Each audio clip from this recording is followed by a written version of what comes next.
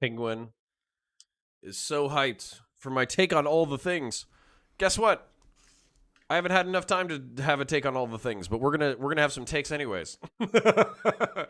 Welcome aboard. Welcome aboard. If anybody's watching the VOD, you know this is Clout with Counterpoints, live 11 p.m. EST on Fridays, running until about 1 a.m. Unless we're doing like a different debate or on a different show or something like that. Generally speaking, we're going to hang out on Fridays, and today's going to be a little bit more chill. I am on vacation right now. Hello, good evening, Dangerous Days. I am on vacation right now, so I'm kind of chilling a little bit, hanging out with the family. Just got done eating some Mexican food. My very Christian conservative parents-in-law were playing the penis game with my 5-year-old son, in which you yell penis louder. And so my son goes, penis. And then my parents-in-law, who are a margarita deep, decide to do it back. And also say butt and fart in public locations. It was actually like, I know that it involves the word penis, but it was actually pretty wholesome and actually really fun. Give me 1 second. Let me close the door. The dog came in.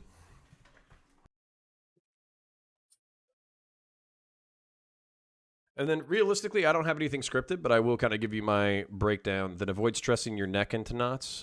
Dangerous days, don't tell me what to do. I'm on vacation, meaning that you can't tell me what to do, so don't tell me to not stress myself out, because I will stress myself out just to fucking spite you. So let's go over the... Actually, let's go over Sam Seder first. I don't have anything scripted, so this is all off the cuff. This is all me being an asshole, but I figured since we're talking drama about other creators and all that kind of stuff, then damn, say less, Chief. What, in reference to my parents-in-law saying fart and butt and poop to my 5-year-old? No, that shit's hysterical. I don't give a shit who you are. So, so Astronaut Farmer is actually way more informed than I am. So let's let's break down at least the beginning. And if you want to start like typing out your own manifesto in my chat, basically summarizing it for me, feel free to go ahead. But I'll tell you what frustrates me about Sam Seder and what I actually find fun about him too. So Sam Seder was having a pretty cringe take on Kyle Rittenhouse and how he's leveraged his current fame from surviving his own trial and is now leveraging the deaths of other 2 people in order to do it. But every single take that he fucking had, I won't be watching the full stream, but I hope it goes well. Thank you, Mostly Average. Every single take that he had were all the cringe fucking takes that have been pissing me off for the past year. The only thing that he didn't say was crossing state lines. But I'm pretty sure that he was saying that, you know, he murdered 2 people, that, he basically was protecting a Piggly Wiggly, that he shouldn't have been there in the first place, that it was cringe for him to be there, that he wanted to LARP, that he was hanging out with white nationalists, all that kind of shit. And it triggered the fuck out of Destiny and basically got him to challenge Sam Seder to a debate, which was today. And I did catch the debate highlight of Sam Seder, basically Destiny accusing leftoids, including Sam Seder. If a black man had been at a conservative rally, been attacked by a bunch of conservatives and had killed 2 of them, run away and had a trial and been acquitted in his trial, then all of the leftoids would be guzzling cum. That was the that was the fucking that was the best takeaway that I got from that one. And you know what? Fucking memes are memes. And actually I see Destiny trying to have like a serious conversation. You know, he's in his mid-30s. The person he's talking to is in his mid-40s. He's like all that kind of shit. And it seems like they're trying to have the conversation seriously. And then Sam Seder's like, and you fucking said that, we would be drinking buckets of cum. And you just see Destiny like, man, maybe I should have said that. Like that was the highlight moment that got pushed into the reel. But actually, according to the comments that responded, it was actually a relatively decent debate or conversation. But here's my problem with Sam Seder. So my problem with Sam Seder is he should know better. He's not a stupid person. So for him to be reiterating everything that he was saying prior to the debate, didn't see the debate myself, so I'll comment on that later. But prior to the debate, for him to basically be doing, I don't know, who's that chick from the Young Turks? Anna Kasparian. For him to be doing Anna Kasparian takes fucking 2 years later and playing it off for fucking dumbasses in his fucking audience so they can seal clap and fucking, oh, fucking be so goddamn excited that they're having their own thoughts regurgitated to them. For a intelligent man who made Steven Crowder shit his pants, it actually kind of sucks to see somebody that smart doing that shit. Also, I think it's hilarious that he plays Hugo on Bob's Burgers. So he actually has like a legit mainstream voice acting gig on a high profile show. He works with, I think it's Carl Benjamin. It's either Carl Benjamin or no, that's Sargon of Akkad. It's John Benjamin, I want to say. But the voice actor from Archer, who's also like, he's a voice actor for everything, and he's a decent comedian in his own right. So seeing Sam Seder basically not do so hot in that like perspective, it fucking sucks. It fucking sucks. But then again, just remember Hugo, and all will be forgiven. So yeah, that's really all I have to say. Pending me watching the debate, I'll watch the debate and then, maybe give y'all some feedback if it's worth it. And then I do appreciate your patience, by the way. We're already filling up a little bit. We got about 40 people on YouTube. We got about 7 people on Twitch. So welcome aboard. And, if you're coming over from the Hippy Dippy or anywhere else, obviously, welcome aboard. But this is going to be kind of a haphazard bullshitty show just because I'm having fun. I'm on vacation. I'm doing my own fucking thing. And let's move into the manifesto. So I caught about half of the manifesto so far. I was watching 2 times speed in order to catch up. And it just so far seems, I would actually like to see chat's response to this. So far it seems like a very slow and methodical building of an argumentative structure from Destiny. If you don't know what I'm talking about, Destiny, I think, is still live right now, doing his like 33,000 word manifesto about how everybody in the Twitch space has fucked him over. That guy, I'm gonna have questions about what you just said in a second for Mr. Girl and Erudite. And so the methodical building that I saw was basically like, hey, here's my history. Here's the Twitch politics history. This is the space that we built. This is how it was built. This is how I moved into the space. These were my goals when I first started. And then specifically, I've been departnered over the trans stuff. So let's go into my argumentation structure. Let's go into what other trans people have told me. And for me, that was just like a re-argumentation. 20 minutes in, it gets good. Based. Wait, he destroys Vaush? No fucking way. Did Vaush actually show up for the fucking debate, or are you just talking about in the shit? Okay. Anyway, sorry, I'm getting distracted by chat. I'm getting too excited. I don't think they had a live chat. If you're talking about like the methodical tearing apart of shit, then I'm okay with that. Anyway, so let's talk about the methodical tearing apart shit for the trans stuff first, and then let's talk about then let's get into the Vaush stuff that I did catch. So. With the trans stuff, I think that what was nice or refreshing about him reading the emails, although I don't think that we're going to debate about that. Stop distracting me.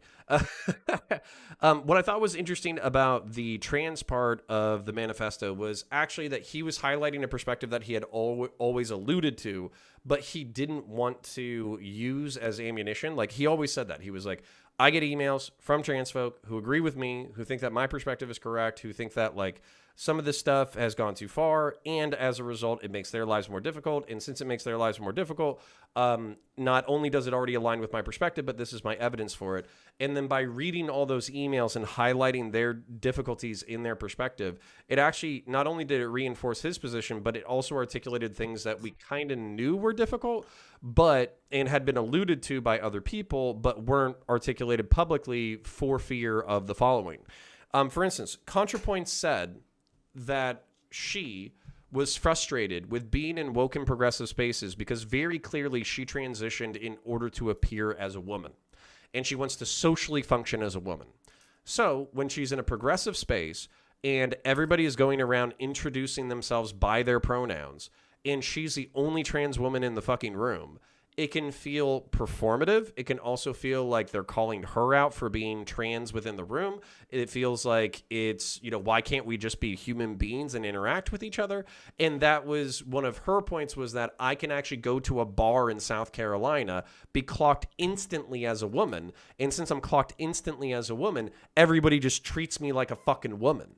And so that was like the conundrum that she posted on Twitter that she kind of got canceled for a little bit. But that's also what some of the people within the manifesto that Destiny was talking about was like, I'm surrounded by NBs who appear as cis folk. I'm surrounded by MBs who don't do anything to transition. I'm surrounded by NBs who don't like they're not changing anything about themselves. They don't have gender dysphoria, and to them, it's just like it's a game of playing with identity, whereas for me, it's legitimate, painful dysphoria where my body and my brain don't match up, and as a result, I'm going through hormone treatments, I'm going through surgery, I'm going through social castigation, I'm going through being scorned by my family, I'm being scorned by my community, and I feel like these non-binary, multi-gender, there's as many genders as there are the stars people, that they're exploring their own journey, but they're kind of fucking me over a little bit. And that's what I got from it. And I think that, the other point of that summary that I've also thought was really interesting was the fact that they were saying, like, everybody has their own journey, but I'm particularly being fucked over, and I can't articulate the fact that I'm being fucked over because I'll basically be called a transphobe despite being trans myself. That was one of the most interesting parts of it was like, I can't call a bunch of performative, woke, lefty MBs who don't have gender dysphoria and who aren't transitioning. I can't call them out on their shit because if I call them out on their shit, then I'll be attacked by the one community that I feel safe in. And as a result, I don't feel as safe within that community. That was one of the most interesting things about that arc of the manifesto. Then let's get into the Vaush parts that I did check because and I'll interact with chat as soon as I'm done ranting for a little bit. We're only like 14 minutes into the show, and I appreciate you 60 fucking people showing up, but honestly, it's gonna be very haphazard.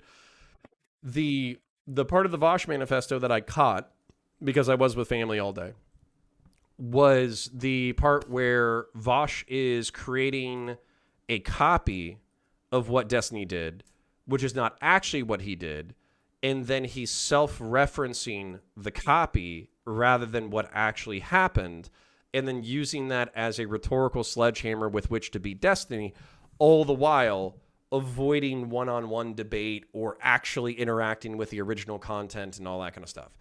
And this is something that I've been thinking for a while, actually, and Vaush is still a friend of me, so hi.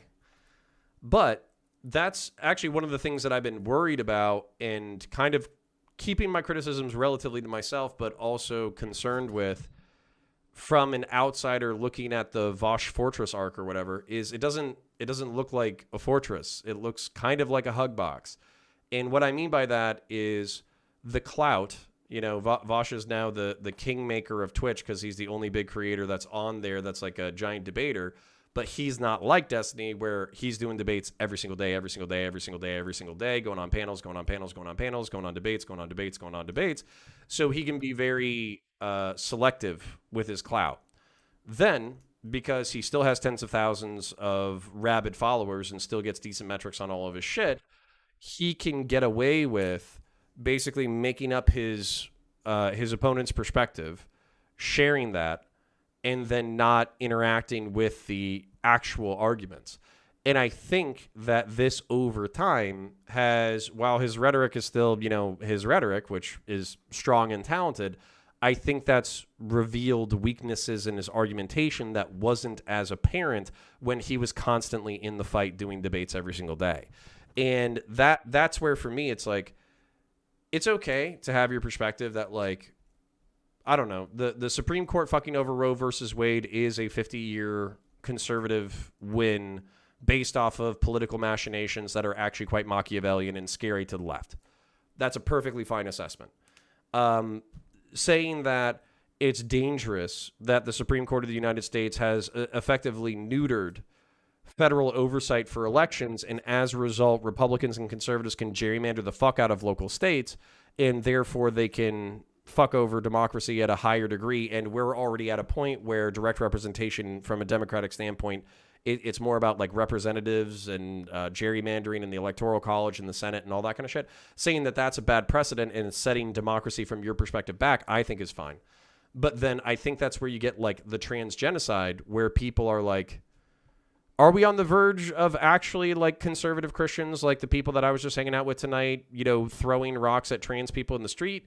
Or are we just in a place where our society is completely fucking split on a bunch of major culture war issues, and as a result, we're in a tenuous and dangerous place, but we can come out of it if we can, or if we want to, basically. And is this rhetoric making it better, or is it making it worse? Is the fortress making it better, or is it worse? Is isolating yourself better, making it better, or making it worse? And my answer is worse. So that was one of my objectives and objections and one of my criticisms. The other thing that I think I have an objection or a criticism for, and then after this I'll probably just interact with Chad a bit. The other thing that frustrates me is it's okay to have these perspectives. You have to be able to fight them. And it can't just exclusively be against idiots. You can't just fight 3 follower conservatives off of Twitter or 3 follower conservatives on Discord or little tiny, pundits or anything like that. You have to go out into the war zone and fight it out. And so that's where, for me, if I had one major critique or one major frustration with the Fortress arc or what I saw in the Manifesto, bearing in mind that I've only seen like 3 hours of it so far, that's the criticism that I think is valid for Vaush. So, anyways, that's pretty much it for Sam Seder and for the Vaush thing. We're only 20 minutes in, and we got fucking 94 people, so we got to figure out another way to entertain you folks. So I'm going to check out chat. But if you want to do @Counterpoints in chat, we can do that now, and then check it out. And then if there's anything that y'all want to check out, Hugbox Arc is valid. Yeah. Oh, seen only 3 hours of it. Yeah, I've only seen 3 hours of it, and I was hanging out with family most of the day, so that actually shows you that I was literally fucking checking that shit out, like in between family stuff. So checking it. Fun fact: Sam Seder showed up in an episode of Sex and the City as a writer friend of Miranda, who's moved to California. Yeah, like he's a legitimate actor. So watching Destiny and him talk about buckets of cum is super fun. Azrael, dude, I just watched that. If you took a shot from every time Sam Seder said buckets of cum, you would fucking die. Just incredible. Awesome. Like, I was kind of worried that, like, the beginning was kind of slow rolling because I caught, like, the first 5 minutes of it. And it's in my Watch Later playlist. As a matter of fact, if you guys want to watch it together, we can watch it together. That'd be fucking hilarious. As a matter of fact, one's in chat if you want to watch it together, because I could literally do a fucking Sitch and Adam debate react if you guys wanted to. I think that'd be fucking hysterical. It's only 20 minutes long, I think. But it felt pretty on the rails for the first 5 minutes, so I was worried that it wasn't going to get as antsy as I thought it was going to be. That guy says, just left Mr. Girl Erudite convo. Officially despise that guy now. Yeah, I had a tough time. I had a tough time with Mr. Girl in a conversation, so I don't think he has a high opinion of me, and I don't have a high opinion of him right now. I do have a pretty high opinion of Erudite, but I do have a vibe that like something shitty is going to explode in her general direction sometime in the next couple of months. It's just a feeling. So Scott Petit says, I got bored with it. Yeah, there was parts that I did fast forward, for sure. He destroys Vaush. I hope I get to watch it and have some fun with it. I thought his Vaush part of the Manifesto was weak, mostly average says. Yeah, we'll see. Azrael says, it's good, very well sourced. Only really watched the beginning and part of the Vaush stuff. The Vaush stuff is pretty damning, almost like he took notes from Doomer Media. Yeah. Russia is entirely correct in Ukraine, in my view. Good for you, M9300. You're like 4 months late, but that's cool. What totally blew my mind was the story of somebody who was trans hiding, and all of their friends made it into a thing that everybody knew about it by the end of the night. Yeah. Yeah, that was another thing where it's like, about that one trans person, because that was one of the main stories that I listened to at normal speed and kind of absorbed all of it. It's like they were passing in their daily life. They were doing well. They were having a decent life where they were socializing with people. They were enjoying themselves. They were enjoying their school. They were enjoying their work. And if they wanted to pipe up and argue with a bunch of like non-binary cloud gender fucking Pokemon gender people, then they would have to out themselves as transgender, thus ruining the point of their transition. And once they did so to a few confidants, they were then outed to the rest of the people. And that, like, I can't imagine a shittier risk as a trans person than to be like, I made it, I'm doing well, but if I want to fight for, my perspective, then I basically have to shoot myself in the foot. That sucks. Gamer Jame says, this has all the hallmarks of a state-sponsored cyber attack, proclaimed George 76, whose granddaughter recently visited to fix his internet by turning the brightness up on his iPad. Based. Is it literally just schizo posting from Destiny? It seems like a fucking trip. No, I don't think it's schizo posting. I think it's pretty coherent, actually. Screw Vaush. I'm running Counterpoints Nice Guy arc based. I don't think Vaush is using Twitch to any extent. Yeah, Scott Petit, the only thing that he's still unbanned on Twitch, so he can do hippy dippy when he wants to. He can do debates on Twitch when he wants to. So he's keeping that in his card. So, did you miss the juice? Yes and no. Like, we blew through it pretty quick, so you can always rewind and double time it, but we'll probably just be bullshitting amongst ourselves, and maybe we'll be watching the Sam Seder debate and doing like a Sitch and Adam style react once I catch up with chat. So, oh yeah, Republicans are getting worse. Sadly, Biden is too much of a pussy to call it out further. Yeah, Biden's having a rough week from a fucking keeping his brain inside his skull perspective. It's pretty difficult. Hugbox arc is valid. Yes, Nikki Demus. Only seeing 3 hours of it. And like, okay, so I already said this, but I'm going to say it again. I literally caught 3 hours of it while hanging out with family. I was literally like sneaking away to get in as much of it as I could to see if there was anything juicy. Like, seriously, if you want to learn more, talk to Vaush at Counterpoints. Learn more about what?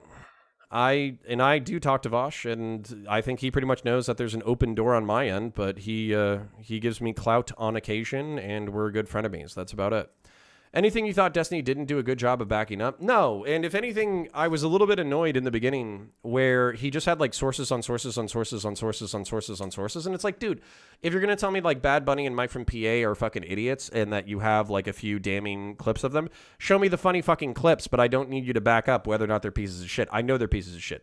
Now, I do think that this manifesto is supposed to stand the test of time, meaning that if y'all remember the Bob Seven drama where he came in half-cocked and then he only released like some kind of like vague information and people were like, we don't know what the fuck is going on, so we don't even know whether or not to take your side.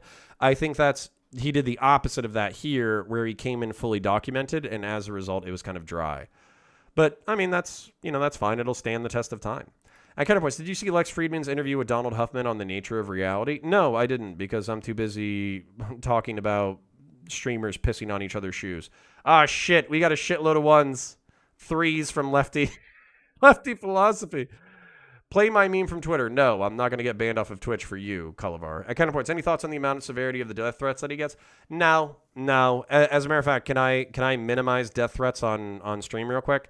Listen, the amount of death threats that he gets are horrifying, and if some of y'all did that to me, I would literally find your IP addresses and, figure out who you are. But when I don't have as abrasive or as aggressive as the rhetoric as Destiny does, and as a result, look at us. We're like, I got 80 people on YouTube. I got 23 on Twitch, which is a good night for me, by the way. I love having 103 of y'all hanging out with me.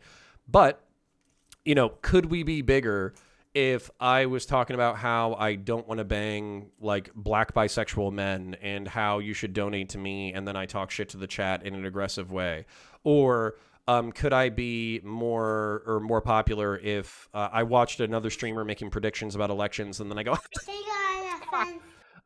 could I be more popular more quickly? Or, go the Destiny route and talk about how incest is morally neutral, or go the Vaush route and talk about how Israel needs to be glassed, or go the Mr. Girl route and talk about how cuties is actually a good thing, and it's a movie that gets you all horny or whatever.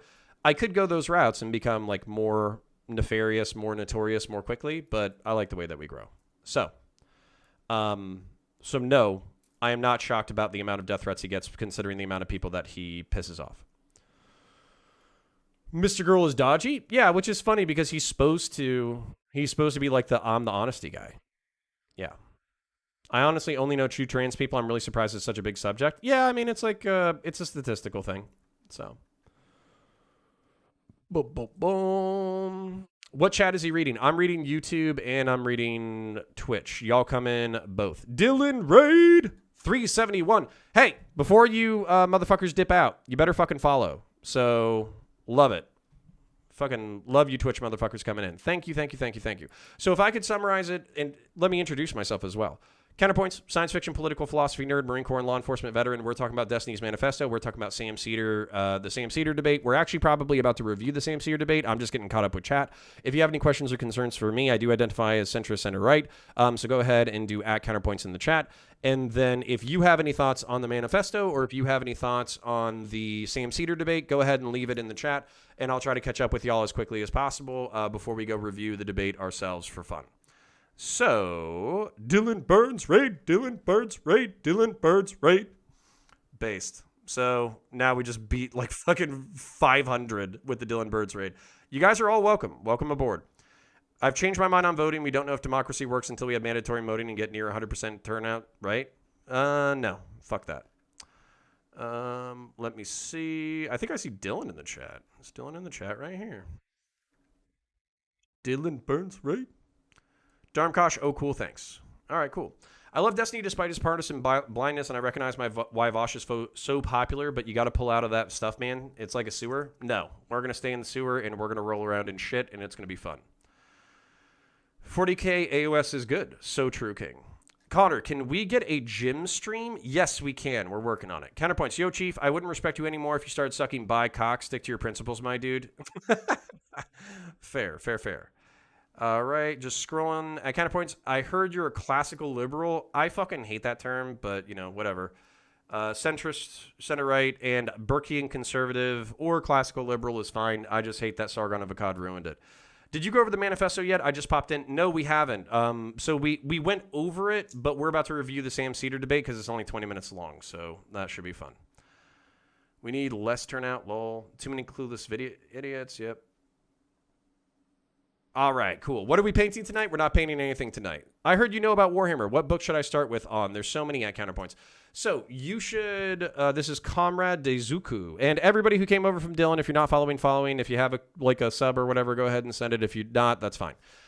Then where should you start? So number one, you should watch Astartes, and you should watch my breakdown of Astartes on my channel. You should also watch out the Warhammer playlist. If you're looking specifically for books, I've heard that the Eisenhorn series written by Dan Abnett in particular is excellent, and I recommend anything by Dan Abnett. Particularly the Gaunt's Ghost series is phenomenal, and then I would say the first 4 or 5 books of the Horus Heresy are pretty good, but if you start with the Horus Heresy, you might get a little lost, so I do recommend doing Wikipedia and checking out the Warhammer playlist and checking out lore videos and all that kind of stuff because it's obviously a very big universe.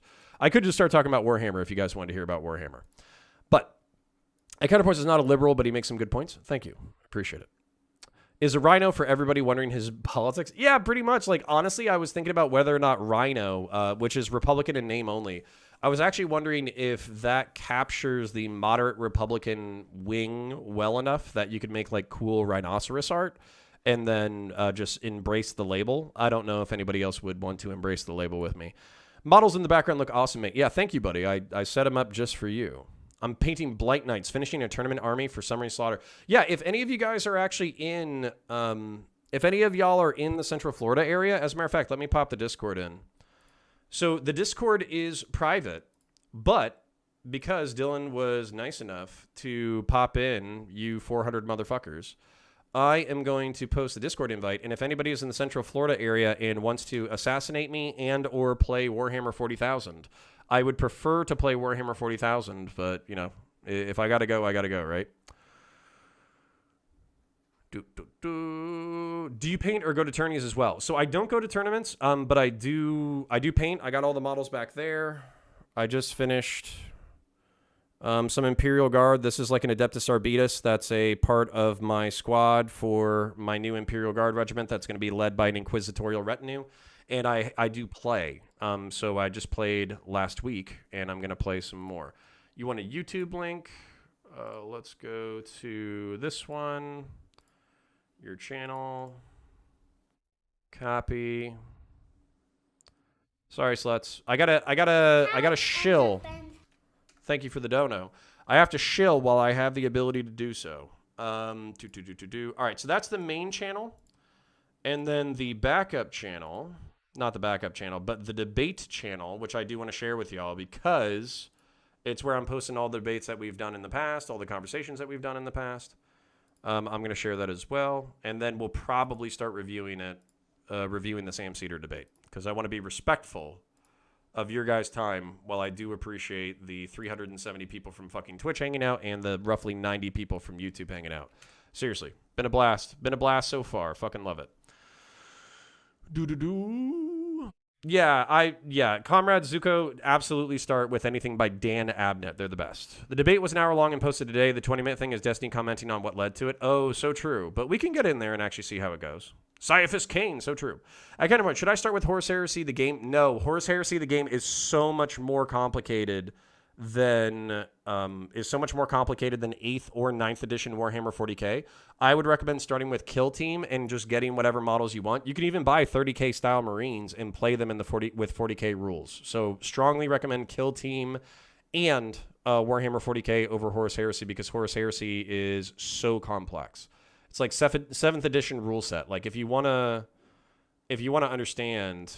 Basically, if you want to calculate whether or not a laser beam glanced off a enemy target, and then whether or not it penetrated, and then whether or not it did damage, and whether or not it blew the guy on the way out, like gave him a blowjob, then play Horus Heresy. But if you just want to like have things blow shit up in a narrative sense, absolutely go Kill Team or Warhammer 40k.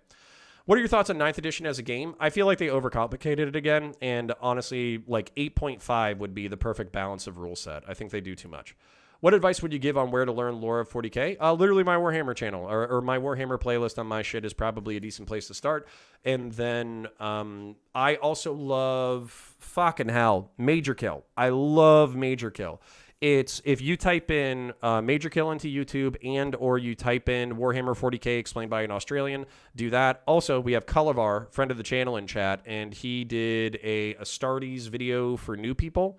And that did very well, and he also does lore. So, yeah, Cullivar, Major Kill, my playlist, all that stuff.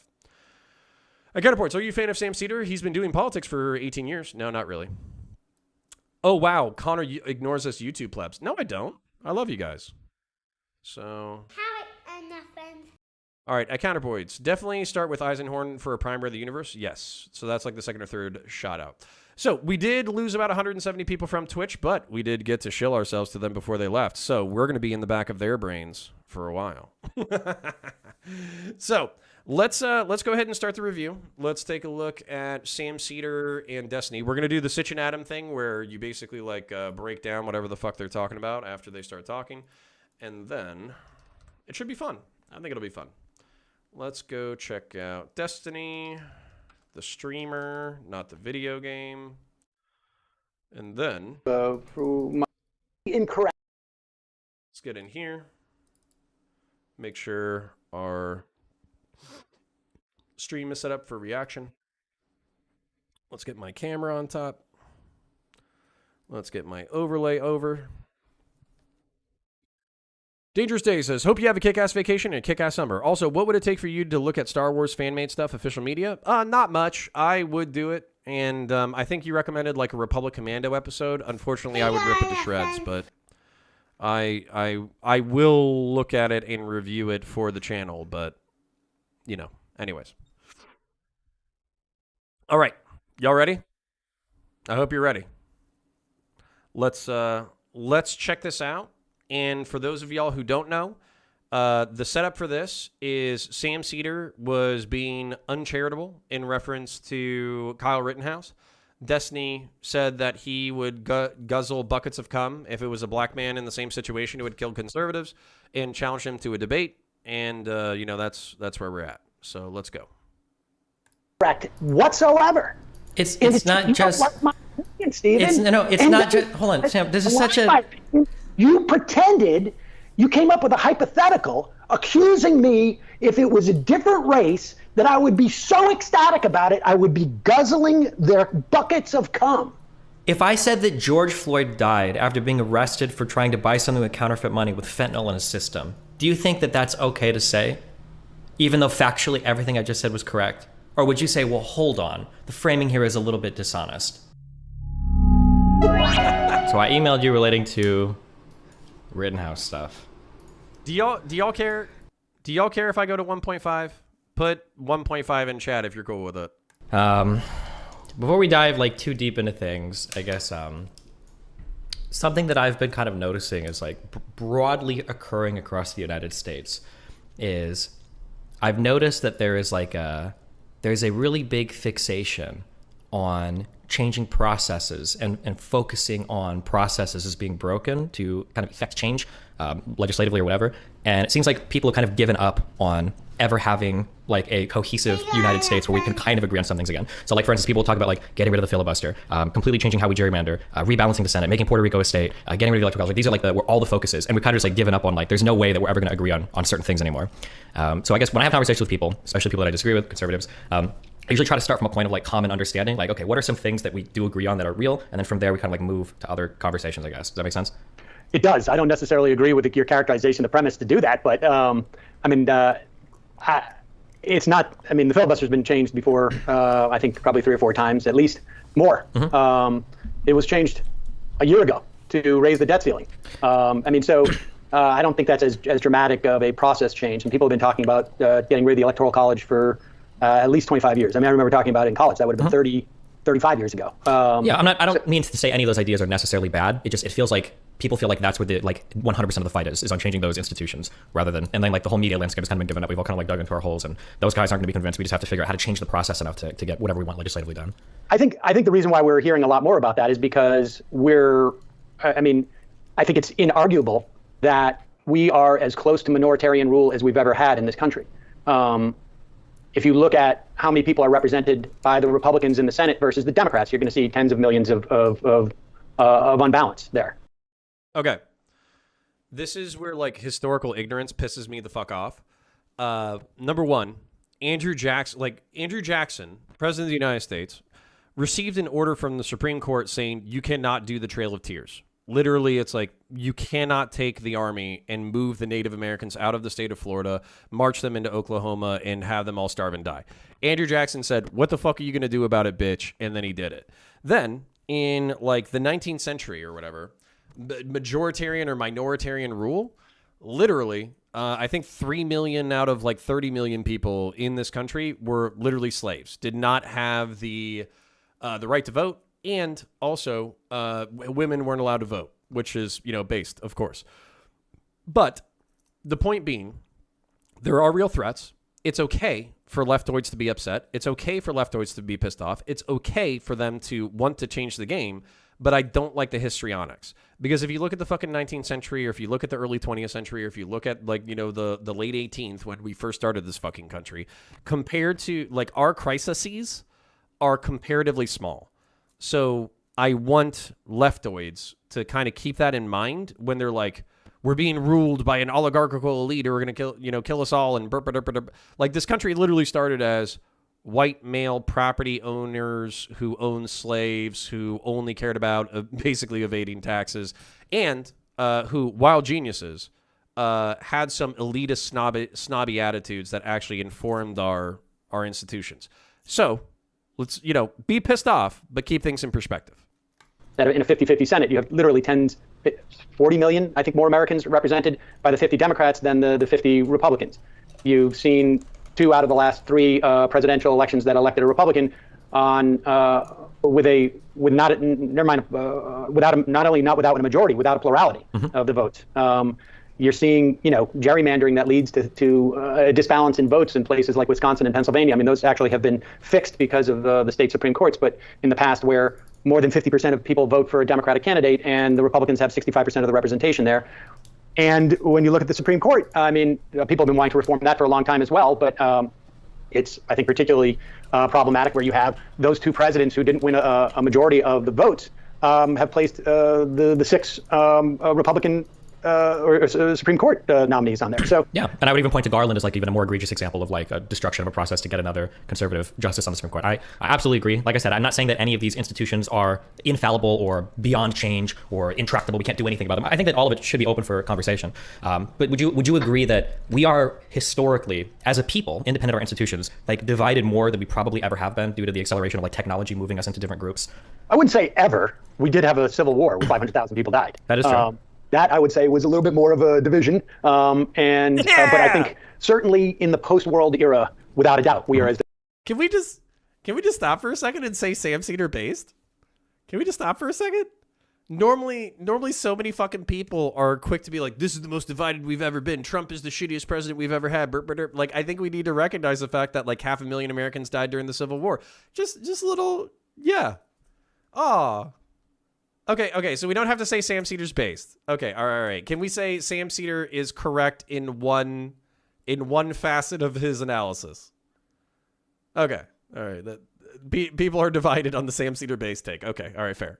Divided. I mean, in 1950, the complaint was that there was virtually no daylight between the two parties, and that was a complaint. I mean, so yeah, we are, but that is the nature of politics, I think. Sure. I kind of agree with the nature of politics, but I feel like the technological aspect and then the kind of the, as much of a capitalist as I am, I think for-profit media combined with like the entertaining parts of it, combined with all the technology has like accelerated these two worlds apart such that like this kind of like urban-rural divide in the United States, really across the entire Western world, is pretty unreal in terms of differences in beliefs between groups of people. Not just differences in beliefs in terms of what's right or wrong, but differences in beliefs in terms of like the reality of what's actually happening in a situation. I think that's like my biggest worry, is it feels like we live in totally different realities now, completely.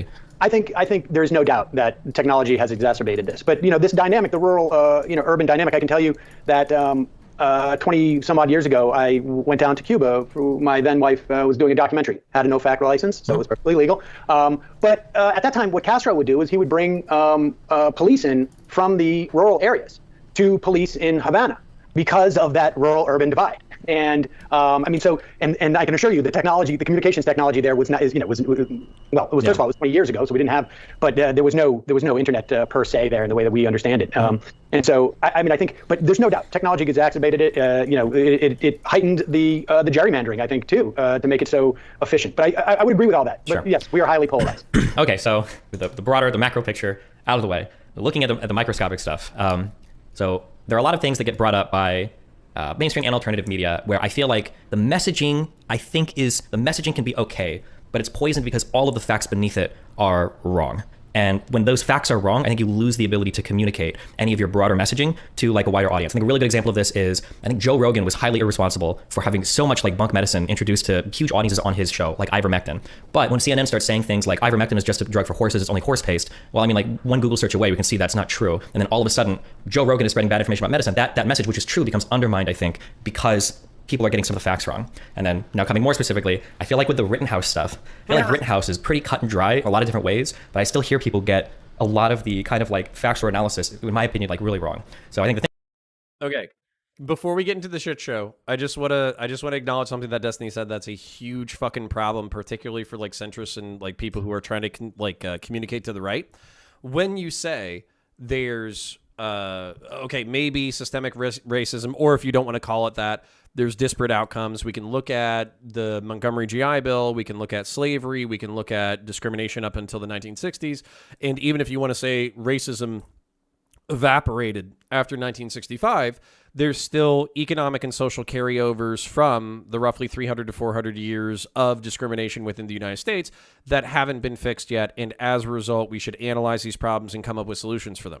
When you say that to a conservative, you have a stronger opportunity to communicate the ideas of like police reform or modifying the drug war or field social workers, or not defund the police, but like refund or maximally fund social programs. You have an opportunity to have that conversation with a conservative, but when you say Breonna Taylor was executed in her bed by police for the crime of being black while she was sleeping and blah, blah, blah, blah, blah, blah, blah, when later on the facts are revealed that that is not the case, all of the previous credibility that you might have had articulating those other ideas are lost because people no longer fucking trust you because you're willing to play into hyperbolic rhetoric.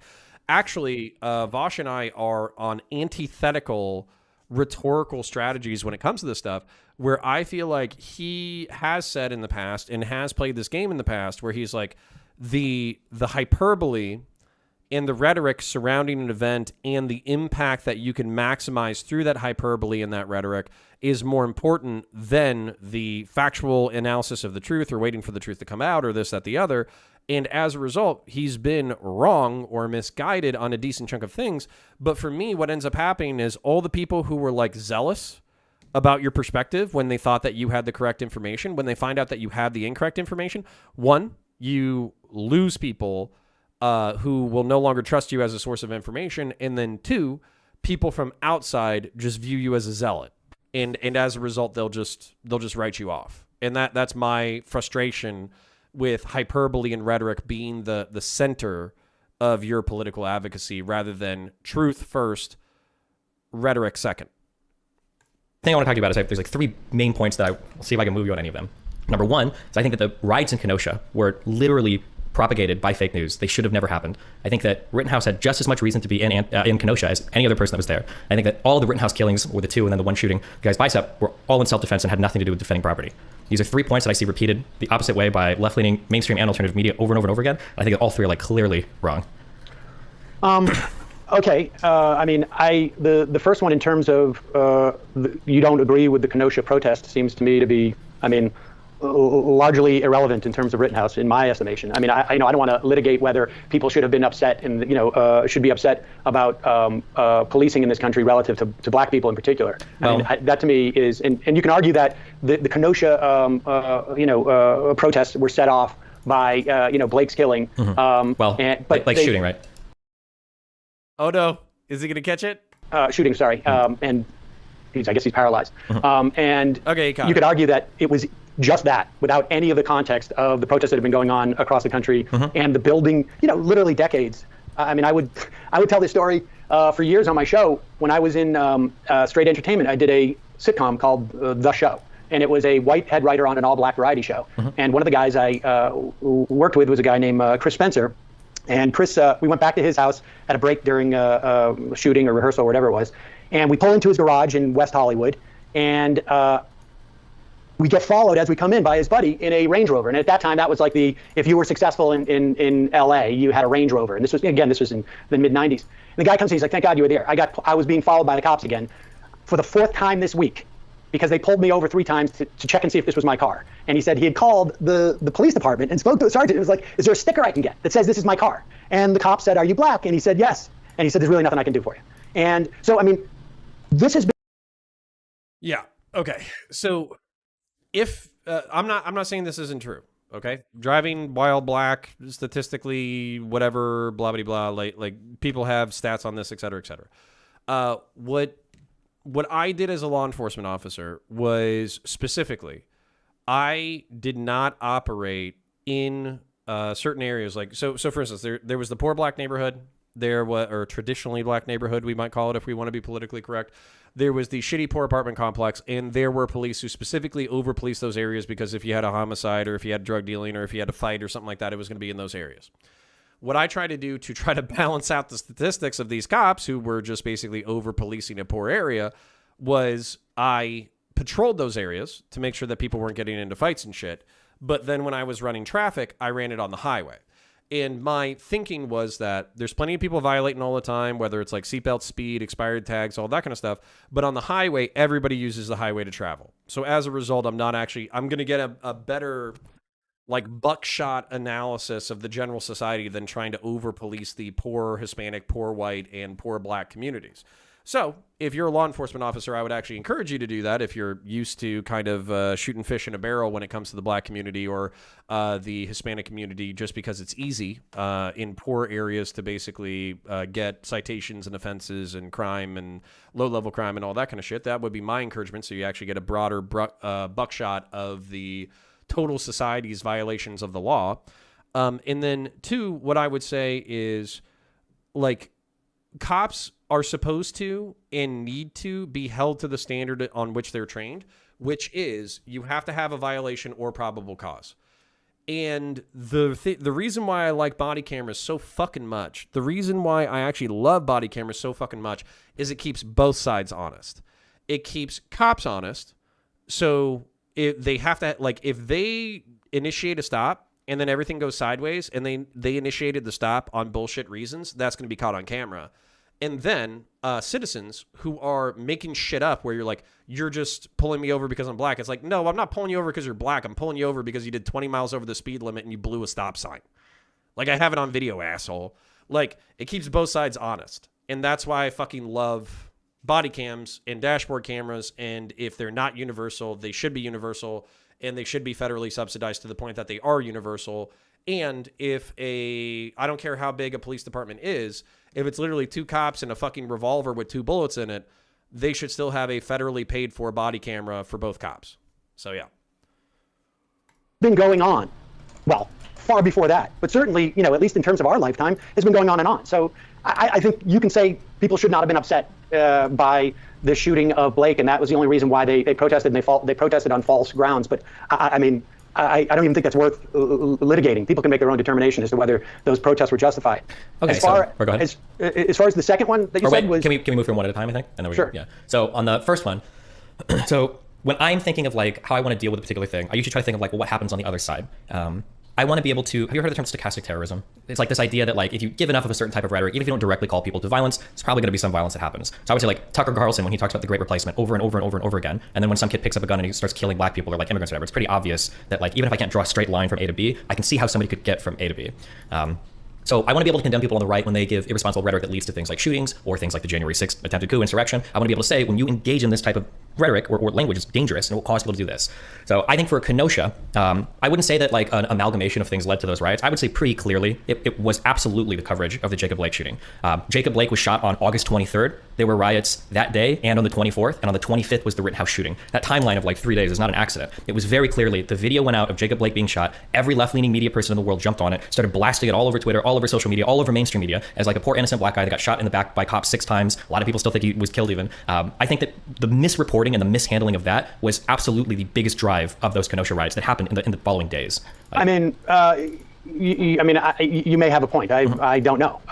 To be honest with you, I mean, I wouldn't know how to parse that out. And you can say that the coverage. Sam could just concede right here. He could just say, yeah, that makes sense. And this is, not to call anybody out too hard, right? These are debates, and no offense, but fuck chat a little bit. Love you guys, but fuck you guys a little bit. You guys don't want us to concede. You don't want us to admit that the other side has a point. So, if you want people to be honest, then you have to reward them when they're being honest. And the reason why he's being evasive is because he doesn't think he'll be rewarded for being honest. So, well, okay, Blazing 9. Yeah, no, he's conceding the point right now? No, he's not. He's saying, I don't know. You could just say, yeah, that follows. That makes sense to me. So, yeah, like if you want people to concede, then reward them for doing so when they're being honest. Was for, and that in my mind is in no way a mitigating factor in my mind for the actions that Rittenhouse took. So it's sort of irrelevant relative to my perception of Rittenhouse. I mean, I take it as a granted that at any given time, news is sensationalistic, and the way that our media is organized now, it's sensationalistic, depending on who they perceive their audience to be, and et cetera, et cetera. Mm-hmm. I mean, there were protests, peaceful protests in that first day. At night, things turned ugly, and maybe it is the media's fault or certain media outlets and not others. I mean, but I think like the impetus to protest, it's pretty hard to say that when you're talking about a preceding, 12 to 18 months, you want to say, where you've had some of the biggest protests about police shootings that the country has seen, to say that that's completely divorced from that context, I mean, I think it's a very hard argument to make. But like I say, relative to Rittenhouse, none of that is relevant to me. Okay, sure. Yeah, that's fine. And I would agree that other things are playing into it as well. Like, I'm not going to argue against police, like even the facts of the matter relating to police bias. There's a huge, like, over 100 million traffic stops. The Veil of Darkness study that I think was published in Nature Human Behavior or whatever. I mean, so what you were talking about, your friend being pulled over in the Range Rover, like, yeah, I mean, these are pretty unarguable. So I wouldn't disagree with that. But the Kenosha stuff being spurred on by what I would consider to be essentially fake news was, I thought, a little bit troubling. But for point 2, I hear this a lot. It's repeated a lot. I've heard it on your show quite a few times. This idea that like Rittenhouse drove over state lines, or he drove to a neighboring city. His dad lived in that city. He worked there as a lifeguard. It was like a 20-minute drive. I don't think I think he had just as much right to be in that community as literally any other protester there. I don't think that's. I think the point, when people say that, in my estimation, is that it's one thing to, I own a bodega, or my dad owns a bodega, let's say, and I go down there and I sit in the bodega, and maybe with a weapon, maybe not. Is this going to stress me out? Is this going to give me bubble guts? Am I going to be able to finish this? I don't know if I'm going to be able to finish this. Like, fuck. And to protect that. And I think, look, we can't know what is in Kyle Rittenhouse's, mind or heart in that moment. maybe he felt such a close connection to that community that that's what spurred him on to grab a gun and go down there and patrol, or not. I mean, I don't know. You don't know. We can't know that. It is material. Except for that's what he said, and that's what everybody else said, and that's what the property owner said, and that's what makes sense, and that's consistent with the trial, and that's consistent with pretty much all the evidence that's in front of you, and pretty much consistent with who you can view Kyle Rittenhouse as a human being. So, yeah, barring all of that evidence that's inconvenient to your narrative that he's just like a white nationalist sympathizing fucking douchebag who wanted to kill some people, ignoring all of that evidence, yeah, maybe you don't know. Ignoring all the evidence that's immediately available and publicly available. Yeah. Christ. Insofar as, crossing state lines makes it seem like it's further away. I don't know if I ever said crossing state lines. I think in the video that you took, I mean, my understanding of why we're here is you saw a video of mine on Twitter and or through Twitter, and you reached out to me.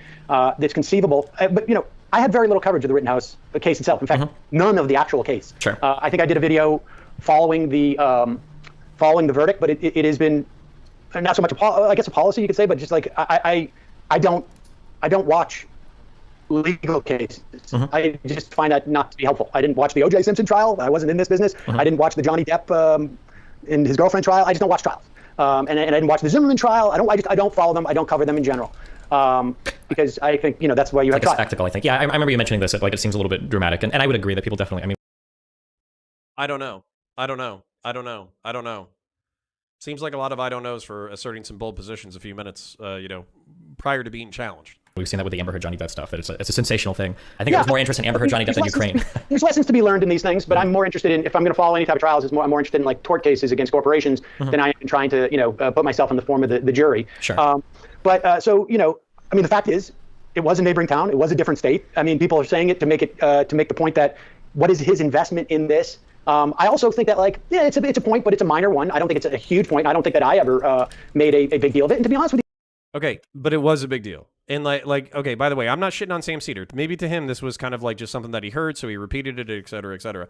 But you understand that was like a major point repeated over and over and over again, was crossing state lines, crossing state lines, crossing state lines, crossing state lines with an illegally obtained weapon, illegally obtained weapon, illegally obtained weapon, illegally obtained weapon.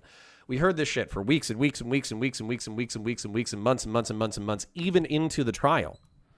So you can say it's a minor point for you, but it's pretty clear that the implication was trying to spread the idea that Kyle Rittenhouse is some like lone wolf, lone star vigilante to go into a community that's not his own in order to kill people for fun.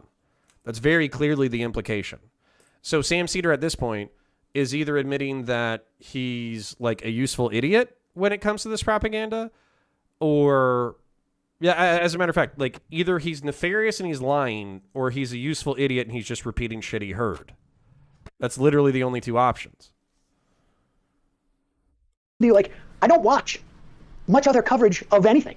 To the extent that I've even seen stuff that you've done, it's really only stuff that people send me. Yeah, sure. And so it's possible that people overplayed that in a way that was, I don't know, I guess in your mind prejudicial towards him. But that's not, I mean, I'm agnostic as to that. I mean, it's certainly accurate to say, but if you think it gives the wrong impression of what he was doing there, okay. I mean, and I agree with everything you're saying now, but I mean, the idea that if you haven't followed much, you don't know much about it, I think it's perfectly fine. I do that with a lot of stuff. But to say that and then simultaneously give really strong opinions about, I think the facts of the matter, I think. Well, I mean, on that video, you tell me what I got wrong in that video. I said he killed 2 people and he shot a 3rd in the arm, and he went down there, according to him, to protect a car. So I think dealership. So this is that his buddy's friend was asking him to protect. Well, so to be clear, a couple things. On the last part, the reason why people were down there was because on the 24th, the Kenosha Guard formed on Facebook in response to a car dealership, over 100 cars, and neighboring buildings being set on fire on a block, right? So that's why that little militia thing formed on Facebook. Now, whether you heard about it from Facebook or a friend that heard about it on Facebook, there was a reason why that it formed. It wasn't just randomly like, I'm gonna go down to a place. Number one. For the second thing, I think that when I look at people's characterizations of events, I think we can be like a little bit more sophisticated than are the facts 100% like correct or incorrect. I think it goes a little bit deeper than that. Like I'm sure you've heard people say like 1350 over and over again, right? I don't know what 1350 is. Let's just stick with what I said. No, Sam, no. So, fuck. No, Sam. Fucking hell. Buddy. Fuck. All right, so let me break this down in case we have any fucking boomers in chat, okay? Oh, okay. Listen. I get it. I'm in my 30s. I'm old. I didn't understand a lot of fucking Zoomer things when I came into the scene. I understand that there's a lot of Twitch and Twitter and 4chan and psyops and all that kind of shit. I get it. Not everybody's hip on the honk clown world train. Not everybody's hip on the 1350 memes. Not everybody's hip on the 1488. Not everybody's hip on I'm trying to think of another one, but the 40% memes or whatever. Okay, not everybody's hip on every single fucking right-wing dog whistle. I get it, but this is part of the problem with being in a fucking hug box, okay? Yeah, so Timothy Fodge, I'll explain it to you. So, 1350, 13% of the population is black. 50% of violent crime is committed by black Americans. Therefore, 1350. So it's shorthand for black people commit a disproportionate amount of crime. The reason why this is important is because if you were outside of your fucking hug box, other people would be able to tell you this shit. So when Sam says, so far, this actually, I don't know who's simping for Sam in the chat, but so far this has actually been kind of a not a great showing for Sam because he said, I don't know. I don't follow it that closely. The facts that I stated are accurate, even if the rhetoric around it, I'm unaware of the rhetoric. I don't know about the debates that are going on with the younger crowd, which is fine. But then that's where I would encourage you, if you're going to participate in these spaces, get outside your hug box a little bit.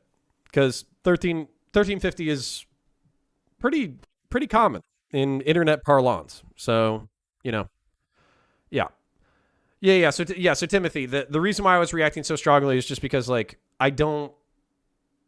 you're a politics guy. You're on the internet. You're an alternative media pundit. There's plenty of other people who are talented who are around you. Get out of your fucking hug box. That's all I'm saying. All right, let's keep going.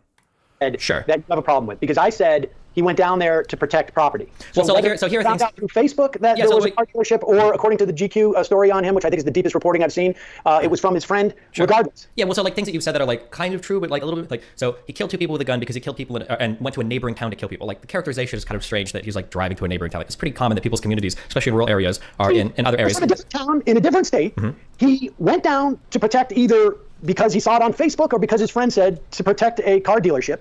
That's what I said. And then he killed people, which he did. True. Then also, the second thing is the idea that he's killing people to defend property. That isn't true either. He didn't kill anybody in defense of property. Why did he show up there with a gun?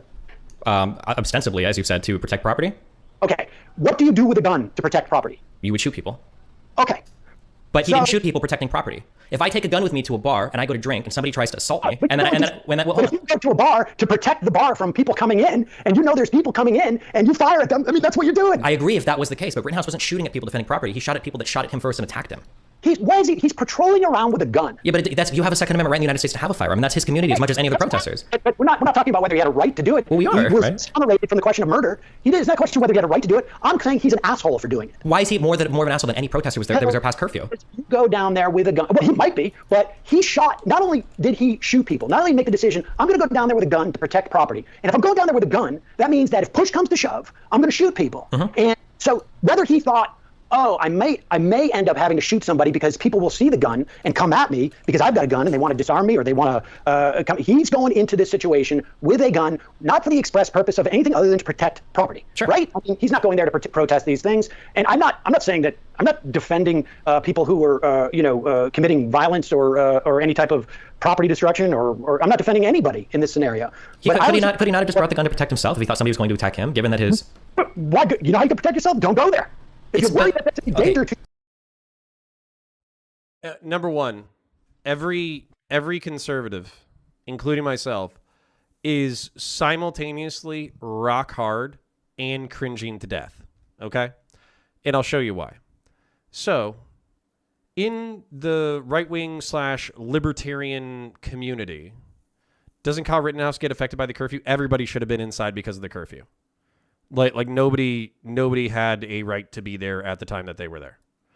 So, there's something called roof Koreans. Okay? This was during the 1992 LA riots. And basically what happened was a bunch of small business owners in Los Angeles were abandoned by law enforcement. And since they were abandoned by law enforcement, they got their firearms and they defended their property. And when gangbangers shot at them, they shot back and they killed a few bangers. Okay? So Americans, particularly conservative Americans, there's nothing cooler than owning property, making money, owning guns, defending yourself, and killing assholes. Like, there's nothing cooler than that. So, roof Koreans, from, like, a conservative perspective, are honorary, like they're already, some of them are already American citizens. They're honorary conservative Americans, okay? So, they're not technically white, but if you want to make, like, a racial argument or whatever, they're honorary whites, okay? Now, this is like the American dream from a conservative lens, is to defend your property. I mean, literally, we're like descended from fucking colonial people who settled in fucking who settled the United States of America and had to defend their property against marauding indigenous Americans. So, like, for this is like a story as old as America itself, the United States of America specifically. And let's, you might not like it, but this is what peak American male performance looks like. Okay?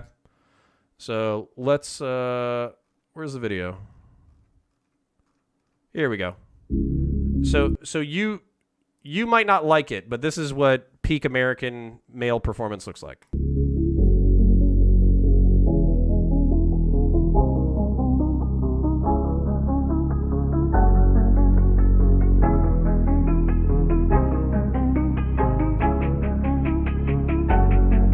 But I'll tell you what happened moments later. The Korean merchants and store owners who own that shopping complex, they were talking to me for a moment. They said they were fed up. They walked away. Next thing I knew, they walked out of their stores.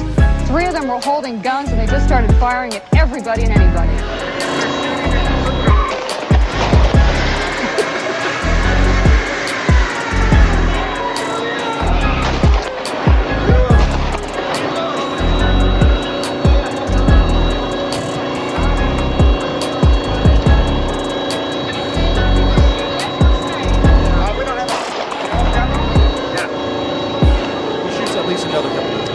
But anyways, fucking point being, that's based.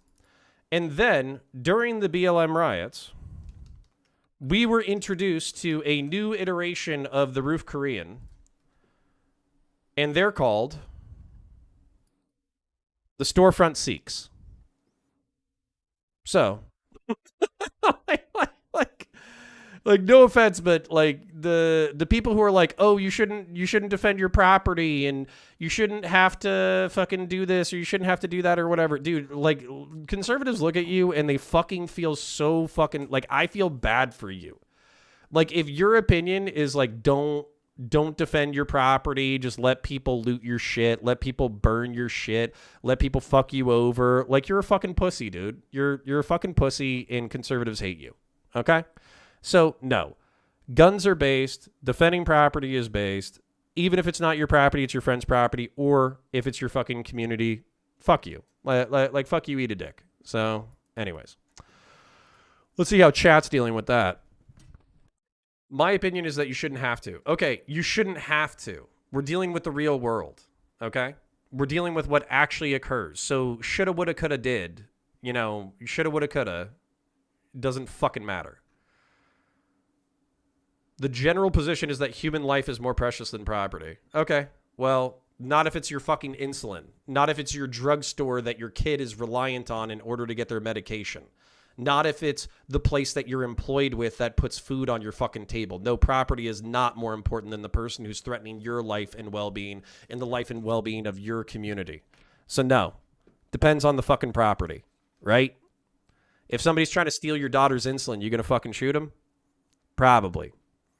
So, sorry for the Storefront Sikh and Roof Korean fucking tangent, but no offense, like, so while Sam is talking shit about like Roof Koreans and Storefront Sikhs by proxy, because they're brown and Asian, so of course he wouldn't actually talk shit about them. He'll just talk shit about a white guy. But while he's talking shit about those people, like, conservatives are rock fucking hard and they're dying of cringe from him talking. So, yeah. Don't go there. So so digging in on the other side. Let your property burn. Don't you have insurance, you fucking troll? Now, this is what sounds like the liberal response. Like, who cares if your community is on fire? Who cares if all of your stuff is being burned down? Who cares if people from outside the community are coming into protest, which is what was happening as well. The police, when they released the arrest, a lot of people weren't from there. Just stay home and let everything happen. Like, that's not going to happen, right? Especially in rural areas. You know that people are going to show up. Like, or would you say the same about like Koreans during the LA riots? Like that, like they should have just stayed home. They should have let their stuff burn down. None of their friends should have showed up. Like, I think you would. I think, listen, like I said, I think it's perfectly legitimate. You go into your store and you sit there as a way of protecting it, okay? But that's not what he did. He was roaming the streets as if he was some type of like, guardian angel or something. And I had problems even with guardian angels in New York to some extent, but at least they weren't out there with a weapon that is used explicitly to kill people. I mean, and then on top of which, the video that you saw was not rehashing any of this. It was talking about his appearance in right-wing media, because not only did this guy, which I just, like I say, perfectly within his right to decide he's going to go down and protect the city because of all the training he had or didn't have in protecting the city with, weapons like that, which I think is just an incredibly irresponsible thing to do. But then the guy is using it to make himself famous. Like, I can conceive of a situation where a 17 or 18-year-old kid, whatever his age was specifically at that time, and making this huge... Y'all made him famous, by the way. Like, y'all made him famous. That... Ooh. Ooh. Mistake of judgment.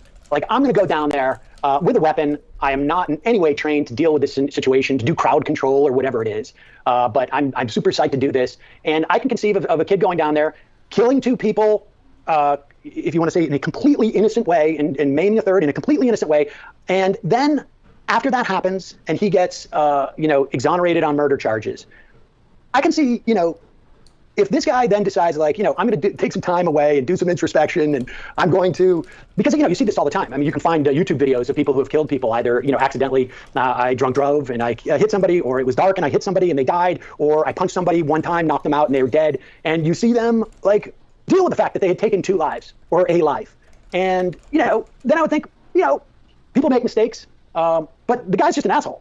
And that's really all I said. I don't think I even said he was an asshole, but the implication was he's an asshole. He's using the fact that he killed two people as a sort of mechanism in which to get fame. I think that is, we talk about, what's problematic in our society. So, him trying to get fame, I think, is the natural consequence of how people on the left treat him. If one side is going to cast you as a villain, you can't be surprised when they run to the other side to be cast as a hero. Otherwise, you're just going to sit there and have your life destroyed and then get nothing out of it. I'm not saying his action in right-wing media is good, but given how many people say he killed black people, he was a white nationalist. The guy that called into your show said that he was I think he compared him to Hitler Youth policing civil rights marches, and I think you said that was a valid point. When he's being cast in that light over and over and over again, I don't think it's very surprising that he's going to run into the arms of people on the right that are going to embrace him as a hero, especially given how much is factually incorrect about what's being stated about him. How many times people say they killed people in defense of property, which wasn't true. How many times people are willing to downplay the other protesters? Like, you keep mentioning the third guy that was maimed. That guy got maimed running up to Rittenhouse with a Glock that he was going to shoot him with. And I think that the overall issue you have. Hold on. Did y'all catch that? Hold on.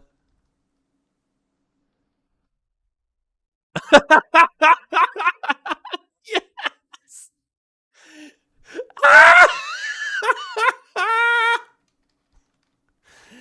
No! No, no, no. Oh, fuck. Oh, all right, hold on. We'll go back.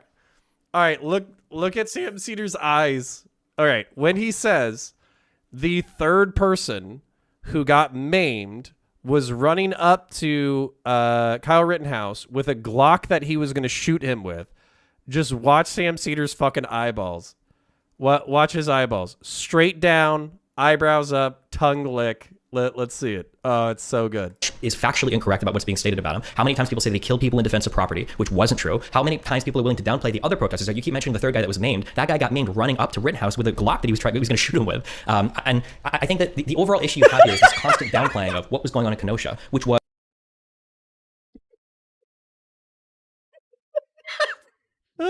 Fuck. All right, sorry. I could go on another rant, but I want to be respectful of your time. Fuck. A community that has, I think, as high as $50 million of property damage. From a small community, $2 million of city property destroyed. There were like over 34. Why are you bringing up property if he didn't kill those people in the service of protecting property? What I'm saying is it's a kid that went down because he probably felt a calling to protect his community. And I think given the totality of the action that you saw, all the videos he saw, hold on, wait, let me finish real quick. Okay, lots of videos of him running around doing the medico, whatever. We can say he's a dumb kid, he's doing dumb shit, sure. But there was not a single piece of footage anywhere that was released of showing him acting in an aggressive manner towards any person ever. That never got released, ever. And instead, all we have are videos of him moving when being asked, offering water bottles and bandages or whatever to people that are saying things. There's videos that were released weeks before of him cleaning graffiti off his property, I think trying to join some youth police or whatever bullshit. It seems to me, based on everything I've seen, probably just a kid that was concerned about his community. Given that his dad lived there, he was a lifeguard there for some years, that's not the most inconceivable thing ever. So given that his community was literally being destroyed, given that all the videos show him showing up to clean up graffiti, offer water bottles or whatever, showing that all of the provocation that was on video was other people attacking him, and that's what happened over and over and over again. The first shooting only happened after a guy behind the first victim got shot into the air behind him. I don't think it's fair to say that like Rittenhouse went there with the goal of being like this bloodthirsty murderer that was just trying to protect property, waiting to find somebody who was going to start. I didn't say that. No, you didn't. But this constant like phrasing of what he's doing, and then like a quote. You did a whole reel. You said like 20 things. I disagree with. Just real quick. Like you use this phrase. I was concerned someone might go in and steal Skittles. Like that was a phrase that you used as well when talking about the destruction that was being wrought on this community. And I think it was my final point that if you were to, I hate to pull the conservative one here, if you were to reverse the races here, I think that all of the coverage on the left would have been far different. If it was a black person that shot 3 white people that were marching through an all black community, setting fire to it, I think everybody would have been on their high horses defending his right to be in that community and defend their property from like white supremacists going through and marching through and burning stuff down. Okay, so you have a problem with me saying Skittles because that's, I guess, hyperbole. No, it's not. It's downplaying constantly of like the damage writing was causing them, making him seem like a Hitler guy. Yeah. First off, when that guy IM'd me in that video, it was in response to this guy's conservative media tour. Okay, now like I'm not responsible for the nameless people that you're telling me have spread misinformation. Like I say, I don't watch other shows. I'm responsible for what I did. Now, you, in response, and again, I only know this because somebody just sent this to me a day ago. You said that I would be guzzling buckets of his cum if he was black and they were white. Yeah, true. Okay, so now, aside from the issue of whether I would guzzle buckets of cum in any scenario, you're creating a straw man. Now listen, because first off, I've been doing this for 18 years, and if there has never been a situation where this has taken place, the reverse scenario you're talking about, that may be instructive. But you would never find me ever celebrating, and particularly a guy who's celebrating the killing of anybody, ever. And then the idea that, wait a second, excuse me, you said I would be guzzling buckets of his cum. That I'm assuming is your way of saying I'd be celebrating that person, right? Not celebrating, but I think so excited that I would be guzzling buckets of their cum. I think that All right, hold up. We just got to pause, even if it's getting good, okay? All right, so number one, so far Sam Seder's defense has been, I don't know. That's been his defense so far. And that's kind of like rough for me on in individual, like here is like, I don't know, and I'm only responsible for myself. Okay, you're a media pundit. You're commenting on stories.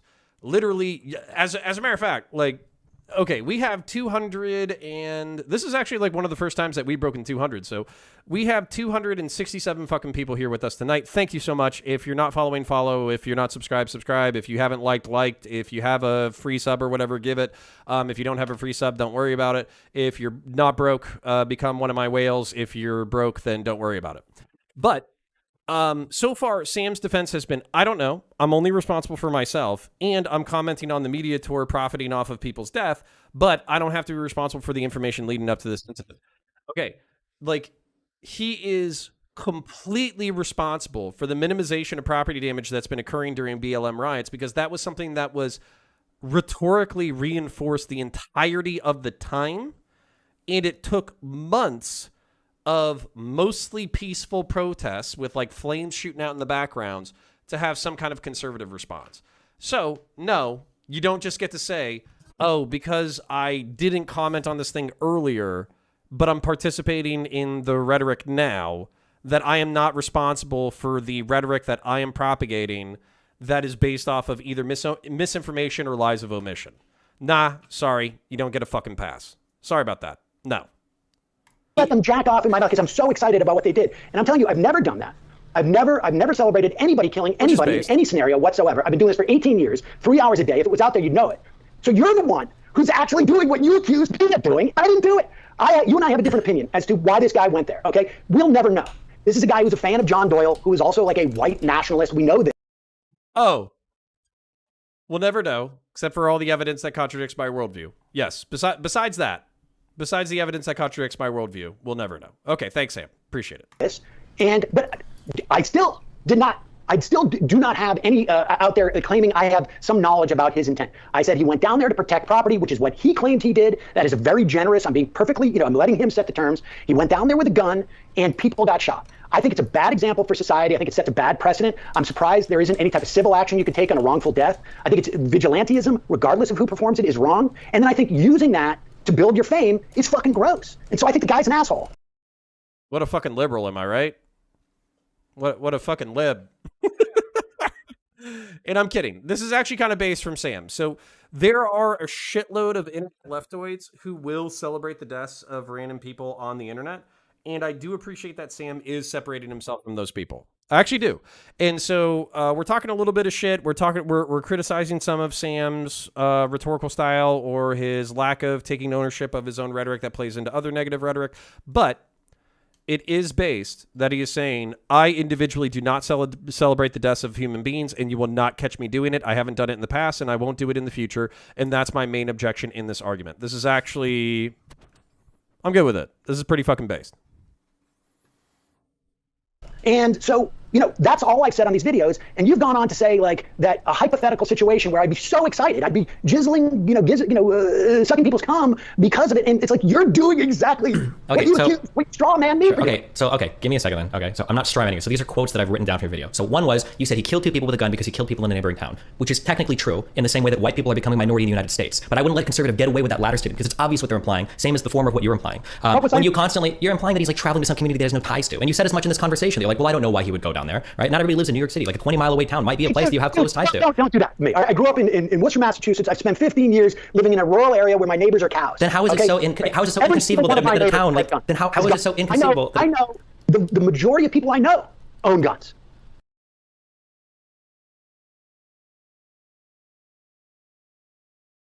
Everybody look at Tucker. Everybody look at Tucker. When Kyle says he supports BLM. Everybody look. Everybody look at Tucker Carlson. Everybody fucking look. Keep looking. All right, we'll get back to it. I just need to know that you saw fucking Kyle Rittenhouse saying he supports fucking Black Lives Matter and Tucker Carlson had his normal face.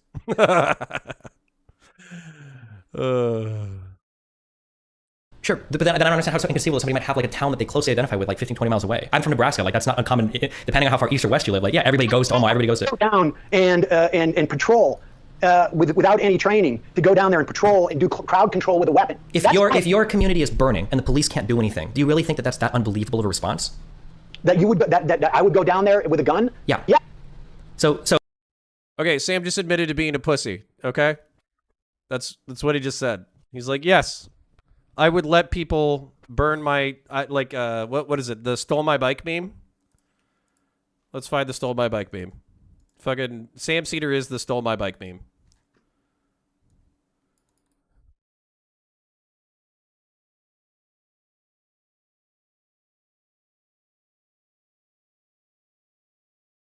This is fucking Sam Seder. Fucking hell. Oh, shit. Oh, let me get it over here. Here you go. Yeah. So, my bike got stolen recently. I was pretty bummed out about it. But I think whoever stole it probably is more happy to get it than I am sad to lose it. So the total happiness in the world increased. So whatever. My city got burned down recently. I have insurance and I'm relatively rich. So I was kind of bummed out about it. But I was able to financially profit from the entire scenario, and my workers are unemployed and they're fired and they're starving, but I'm not, so fuck them. Whatever. Based Sam Seder. Very, very based of you. So for all of those people then, you would just say, like, let it burn. No, I'm not saying let it burn. No, hold on. You have to do one or the other. You can't. There is no fence sitting on this one. Yeah. If he ran up to me and said, the town is burning, should I go down there with my weapon? I would say, no, man, don't. Okay. And then you would be willing to condemn any other community that wanted to protect their community if they thought it was being burned down? If white nationalists rolled into some all-black community with the intent, with the Tulsa race or whatever, they wanted to roll down and burn everything down, you'd say, like, well, you guys should just leave. You don't have any right to protect your community. Just go. No, we wouldn't leave. Remember now, he's still traveling there. So, it's not, I'm not saying don't leave.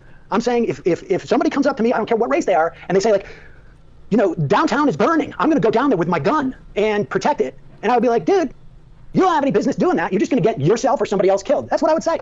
Okay. I mean, I guess that is. We have a disagreement about whether or not we want to promote vigilantism with guns for people who are untrained in that situation. We have a disagreement. We have to. It's not a matter of promotion. I think it's a matter of realizing that, like, if there are going to be community. It's binary. What? So you're either saying don't do it or you're saying do it. That's what you just told me. I've always said don't do it. Even in the Rittenhouse case, I think going there was stupid. I've always said the same. But you and I are in agreement. No, we're not in agreement, because something being stupid isn't the same as something being morally wrong. I think anytime you're willing to, like, risk dying for a business or somebody else's business, probably not, like, the best decision. But to sit there and condemn the people that are watching their town being burned to the ground. I'm not condemning anybody. You're calling him a killer like 50 times. Of course you're condemning him. I call him a killer. Why did I do that video? Because you were trying to show how pathetic it was, that he was upset that his life was being ruined, because you're saying, well, it's because you kill people. Because he was on ginning up publicity for himself on right-wing shows like Charlie Kirk and Tucker Carlson and whoever else he can find to have him on. And he is making a celebrity out of himself because he killed 2 people. He's already a celebrity, though. What's he supposed to do? What was he going to do after that trial? You know that his life is forever altered. It's not like he can just step back into, like, the shadows and be a normal citizen. Like, that dude's life is going to be changed completely for the rest of that mistake that you and I agree that he made, he is paying for. No, hold on. That wasn't his mistake. There was only, maybe he shouldn't even say that was a mistake. Hold on. I think it was dumb. But the reality is he had a right to be in that community. He had a right to show up with a firearm to protect himself if he wanted to, and he didn't kill anybody in defense of property. He killed people that attacked him aggressively without provocation first in every single instance, one of which was a person with a firearm. When you say that, it makes it sound like he was helicoptered in and just dropped in that moment where people are attacking him. He's going around with a gun. He's there because he's protecting property. But look, you can frame it in the way that you want to frame it. I'll frame it in the way that I want to frame it. You agree that nothing I'm saying is not factually correct, which is what you start out by saying. It's factually correct. It's not just that it's horse paste. I'm saying it's horse paste, and it's also in different doses for other diseases. Ivermectin is used, and you don't like the fact that I'm saying it technically because my emphasis is this guy made a shitty mistake that ended up in costing 2 people their lives, and he now is going out and monetizing it. It's fucking gross. And you and I can disagree on that, but nothing I'm saying is factually incorrect whatsoever. It's not just. Hold on, Sam. This is such a. You pretended. You came up with a hypothetical, accusing me if it was a different race that I would be so ecstatic about it, I would be guzzling their buckets of cum. If I said that George Floyd died after being arrested. Hold on, this is gonna get spicy. I'll rewind it. Don't worry about it. I'm okay with Sam right here. Sam is sticking to a core argument. His core argument is he wouldn't do it. He wouldn't advocate for anybody else to do it. He thinks it's silly that it happened. Silly is kind of being generous, right? Then, not only that, some people are dead who didn't need to be dead. As a result, profiting off of their deaths is fucked up, and I think it's fucked up, and I'll call it fucked up. That's a core argument that I think is 100% defensible. So, he's doing good. I would say, as far as, I think he got some shit wrong in his initial video, but I think as far as maintaining a core argument that's defensible, I think he's doing pretty good.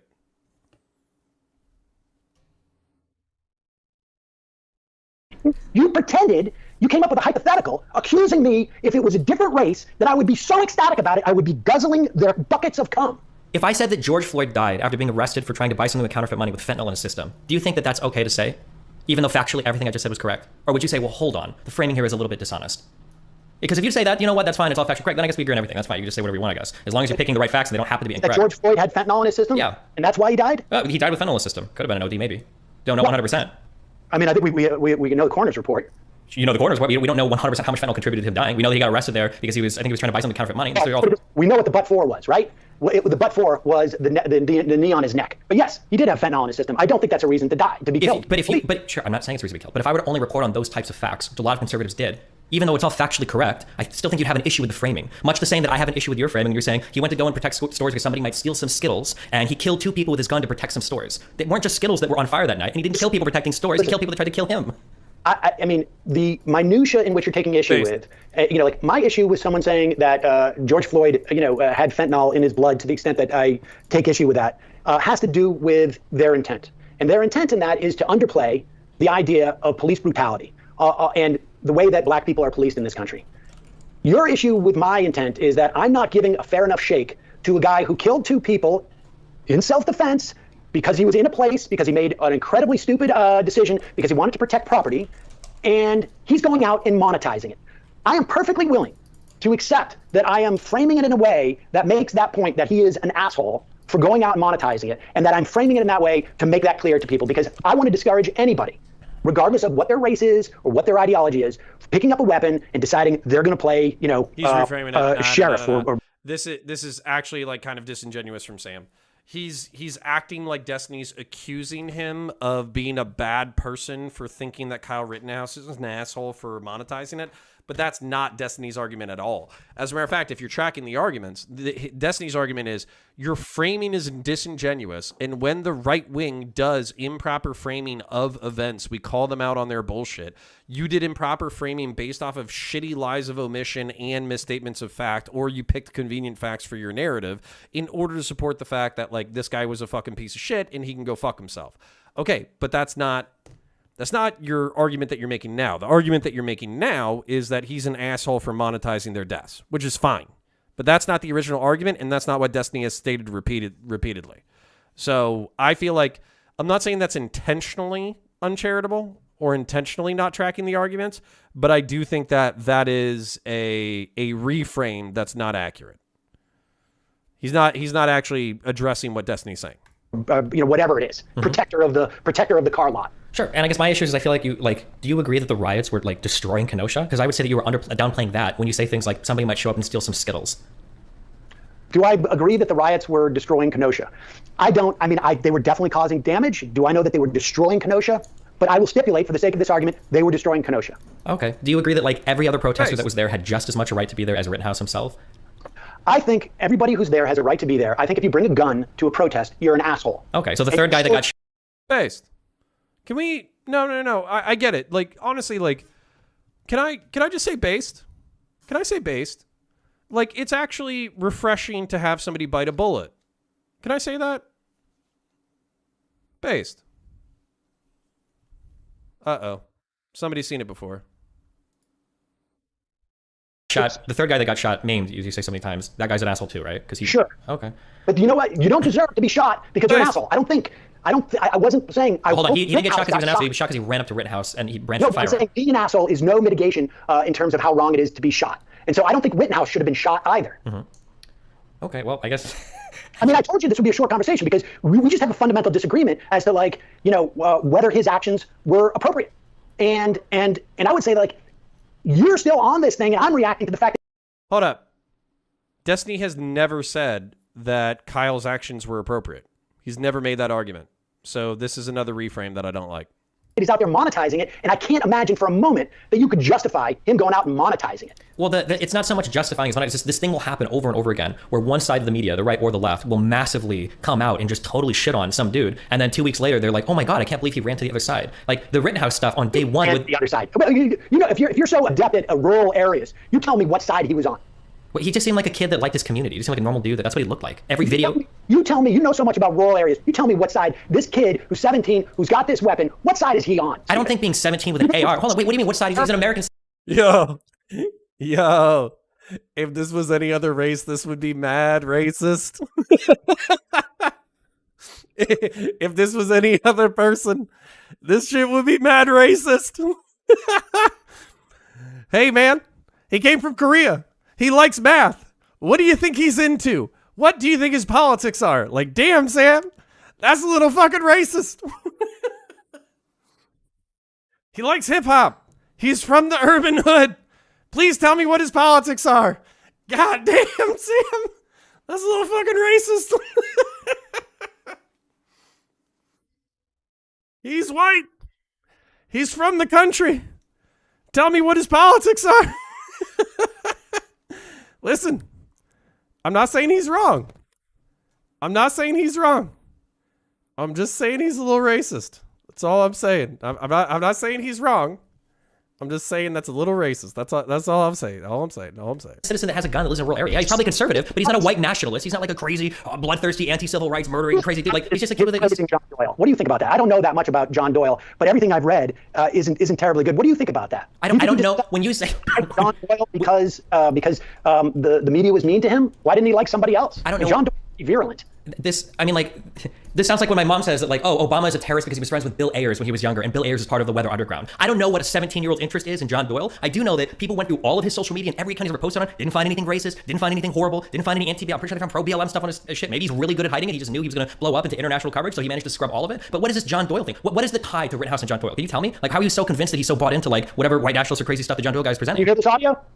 No, I don't. What is the audio? And also, wait, is this pre or post shooting? This is him on some Blaze show saying how much he loves John Doyle, and then John Doyle coming out and giving him a hug. Okay, so this is post shooting. Post shooting, it wouldn't surprise me if this guy became friends with every right-leaning person in the world because of the reason that I literally just gave. If you're going to be cast as a villain on one side, of course John you're going Doyle's not just right-leaning. I mean, this guy, guard and protect your local church, guard and protect your local pregnancy, call them in advance, bring rifles and men with you, or we can just keep talking, whichever you'd like. That's a quote from John Doyle. Wait, what was necessarily wrong with that quote? He's threatening pregnancy centers with guns. Oh, wait, what was it? I heard churches in the beginning. Can you read that quote to me again? Wait, hold on. And wait, is this a quote just recently over the Roe v. Wade thing? When did Rittenhouse talk to him? Yeah, this is, well, I don't know. Well, I mean, that kind of... Yo. There was a prediction that when Roe v. Wade got overturned, that people were going to start Molotov cocktailing churches. So if John Doyle said, hey, go to your local church and have guns or whatever, that's not that hard. I'm not saying John Doyle is not a fucking asshole, by the way. He's a fucking asshole. But, you know, pick your quotes. Pick your timelines. Be accurate. Because, for instance, let's say that I get into a controversy and they say, YouTuber Counterpoints, also known as Connor, friends with anti-Semite pedophile Vaush and incest apologist Destiny. You know, like, are you fucking kidding me? Like, and white nationalist Lauren Southern, who's executed multiple refugees with flare guns. Like, that's literally, like, that's how the fuck it's gonna go. Like, so you have to firm up the associations a little bit. That's all. Kind of a point, because you're showing me John Doyle quotes from a few weeks ago relating to Roe v. Wade and Rittenhouse. John Doyle's been making quotes like this. I think. I mean, all right, fine. People can go search. Maybe John Doyle is not a self-described. Sure, he might be a Christian fascist nationalist. He might be. I've heard that before. I don't know. I'm just saying that, like, it wouldn't. More than I do about. Sure. I'm just saying it wouldn't surprise me that with the massive condemnation and villainization of the left, that Rittenhouse is probably going to look to whoever's going to do something on the right and then connect with whatever media entities or people are going to be connected via that. That's not surprising. But I don't think that you can blame him for that if we're constantly casting him as a villain. That's just going to be he's 17, 18 years old. Again. The last time Kyle Rittenhouse is the only time Kyle, after the verdict, I think I did a video saying this is a damn shame because we want to discourage people from picking up guns and going down and, you know, meeting protests with guns. I'm against that. I am blanket against that. And then the next time I talk about Kyle Rittenhouse is just because he's doing this tour. So it's not my fault. Now, you know, like, listen, Christy Todd Whitman once told me that the reason why the conservatives don't buy into climate change is because the liberals are so uptight about it. I mean, you know, if this guy is going to go and go out and monetize and become a celebrity because of this stuff, I'm sorry. I think he's an asshole. There's really not much else to talk about. I mean, there isn't. Okay. But while we're here, because some other people sent me some stuff. Go for it, yeah. Citizens United, you have done, I saw one a long time ago that somebody sent me, and I didn't mention your name on the show because you said I knew nothing about the case. Yeah. And do we, I don't really want to do Citizens United. If you want to do it, we can. I don't really want to. Do y'all want to do Citizens United? That sounds boring as fuck to me, but unless the people who have seen it who thought it was based want to. No. Okay, cool. All right, so let's just let it ride for 30 seconds and see if they actually roll into Citizens United. I have, if they do, over we the can years, call it. done literally dozens of interviews about Citizens United with constitutional law professors, with statutory law professors, with Feingold himself. All right, fuck that. We're going to fight chat. All right? Please no. There's so many more no's than there are yeses, so let's go to full cam. Thank you for the donos. Maybe I'll actually pay my editor some money since you guys have been so kind with the donos tonight. And we still have roughly 275 people here. So normally on Twitch, okay? Normally on Twitch, I'm at like 20, okay? I'm normally between like 50 and 150 on YouTube, and then I'm like 20 people on Twitch. So to the 140 fucking people who are hanging out on Twitch, if you've had a good time doing a little bit of breakdown, normally what we do on, so normally we'll be on the hippy dippy, right? So if you're a big fan of Dylan Burns, you want to be a fan of Dylan Burns between 8:30 or 8 p.m. and 11:30 p.m., please continue to be a fan of Dylan Burns. He's a friend, internet friend. I consider him a friend anyways. And just all around good duder. And then if after 11:30 you want to roll by here, generally speaking, we run from 11 p.m. to 1 a.m. and kind of like we'll do a one-on-one bullshit kind of thing, or we'll do I am off next week because I'm on vacation. But in general, we'll break down the drama of the week. We'll talk about the whatever political shenanigans have happened during the week, and we'll do a one-on-one conversation or debate. But honestly, I had a lot of fun doing the debate review. So if you guys want to start doing debate reviews or whatever, I'll start doing debate reviews. As a matter of fact, ones in chat if you want to see debate reviews, twos if you want me to break down the bullshit from the week. I don't really care which one we do, but I'm okay either way.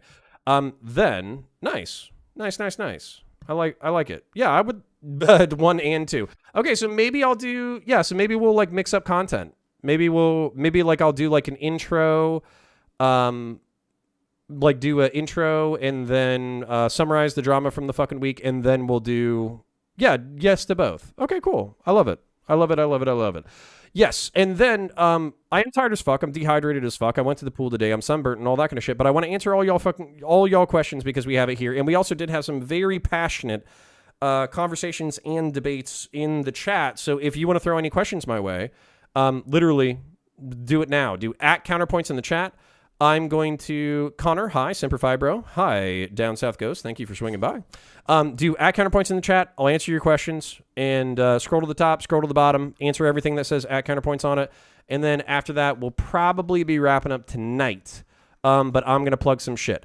Number one, if you're centrist or right wing at all, like, or even like moderate left, I want you in my Discord. Our Discord is run by and populated by leftists who hate other leftists. So having a more mixed opinion in there would be based. So there's a Discord link right there. Come on into the Discord. My primary YouTube channel is video. It's going to be the bigger debates that I do. It's going to be political video essays, and it's going to be what the fuck? It's going to be Warhammer breakdowns. Those are the 3 kinds of content that do really well. So we're going to do that on the main channel. So here's the main channel. Then, if you're into the one-on-one conversations or the Twitch debates and the Twitch conversations and all that kind of stuff that I do, I know that I am more chill than a lot of other people are, although I do get triggered a decent chunk of the fucking time. Here's the second channel's link. Although I guess is that the same channel? Let me fucking check that shit out. You see, yeah. So first channel is Warhammer essays and big debates, and then second channel is one-on-one conversations and debates. Are you planning on watching the Vaush Manifesto? Yes, but not tonight. And honestly, it's like 13 hours fucking long, so I don't think we're gonna be. I mean, we could try breaking it down. If y'all want to try to break it down next week, we could. But scrolling. Checking out your comments and questions. I'm sweating through my shirt because I am down in Florida, and even though it's air conditioned. Wait, what did Lauren Southern do? She executed a bunch of immigrants with a flare gun. You didn't hear about that?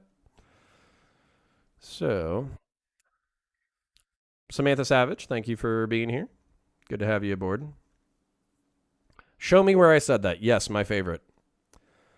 Please no. Yeah, I don't give a fuck about that. Counterpoints, fight me? No, Samantha, not tonight. On mask off, we will fight. At Counterpoints, what is Citizens United? Yeah, Citizens United is it's like the deregulation of how corporations can donate via super PACs. And basically they said that like corporations can donate unlimited amounts of money via political organizations as long as they don't directly coordinate with it. Because corporations are made up of people or are people.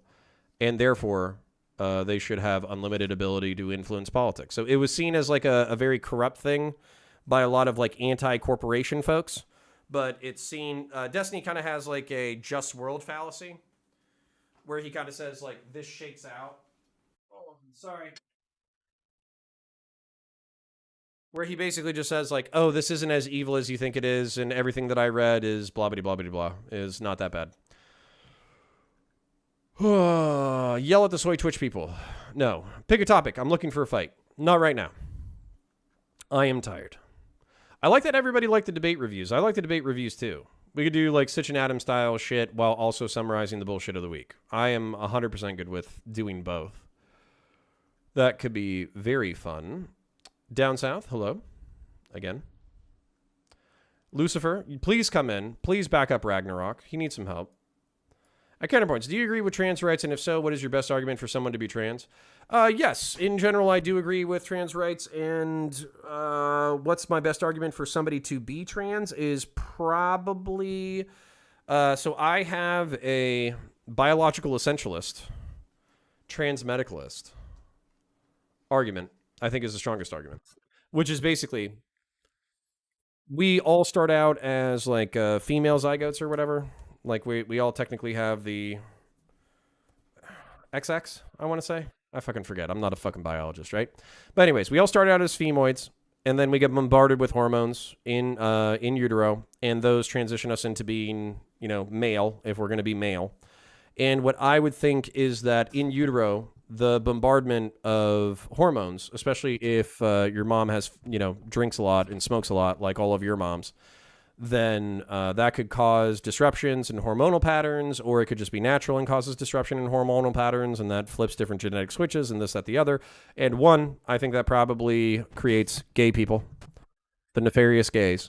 And I also think that it probably creates trans folk who have some biological switches that are meant to be male and some biological switches that are meant to be female, and that creates trans men and trans women.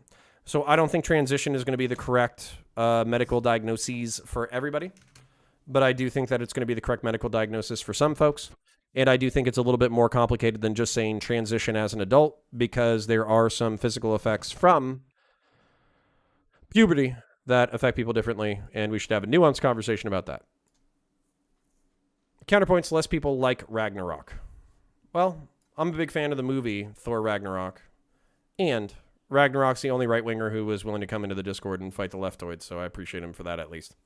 Police interaction reaction streams. Audit the audit. Active police cam would be really cool. Yeah, we'll actually do that. I owe a guy named Colum. He gave me at least $5, and he wanted me to review a video, and we'll do that next week, actually, because it's only like 5 minutes long.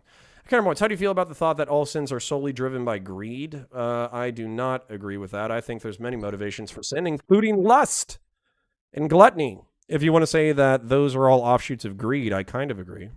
Counterpoints, are sock Dems welcome to the Discord, or am I going to get death threats from conservatives and far lefties? Yeah, you're absolutely welcome aboard, because you're probably hated by everybody for being centrist, so based, come aboard.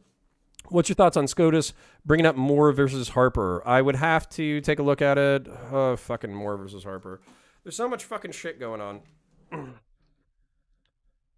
I'm more concerned about the D versus nuts.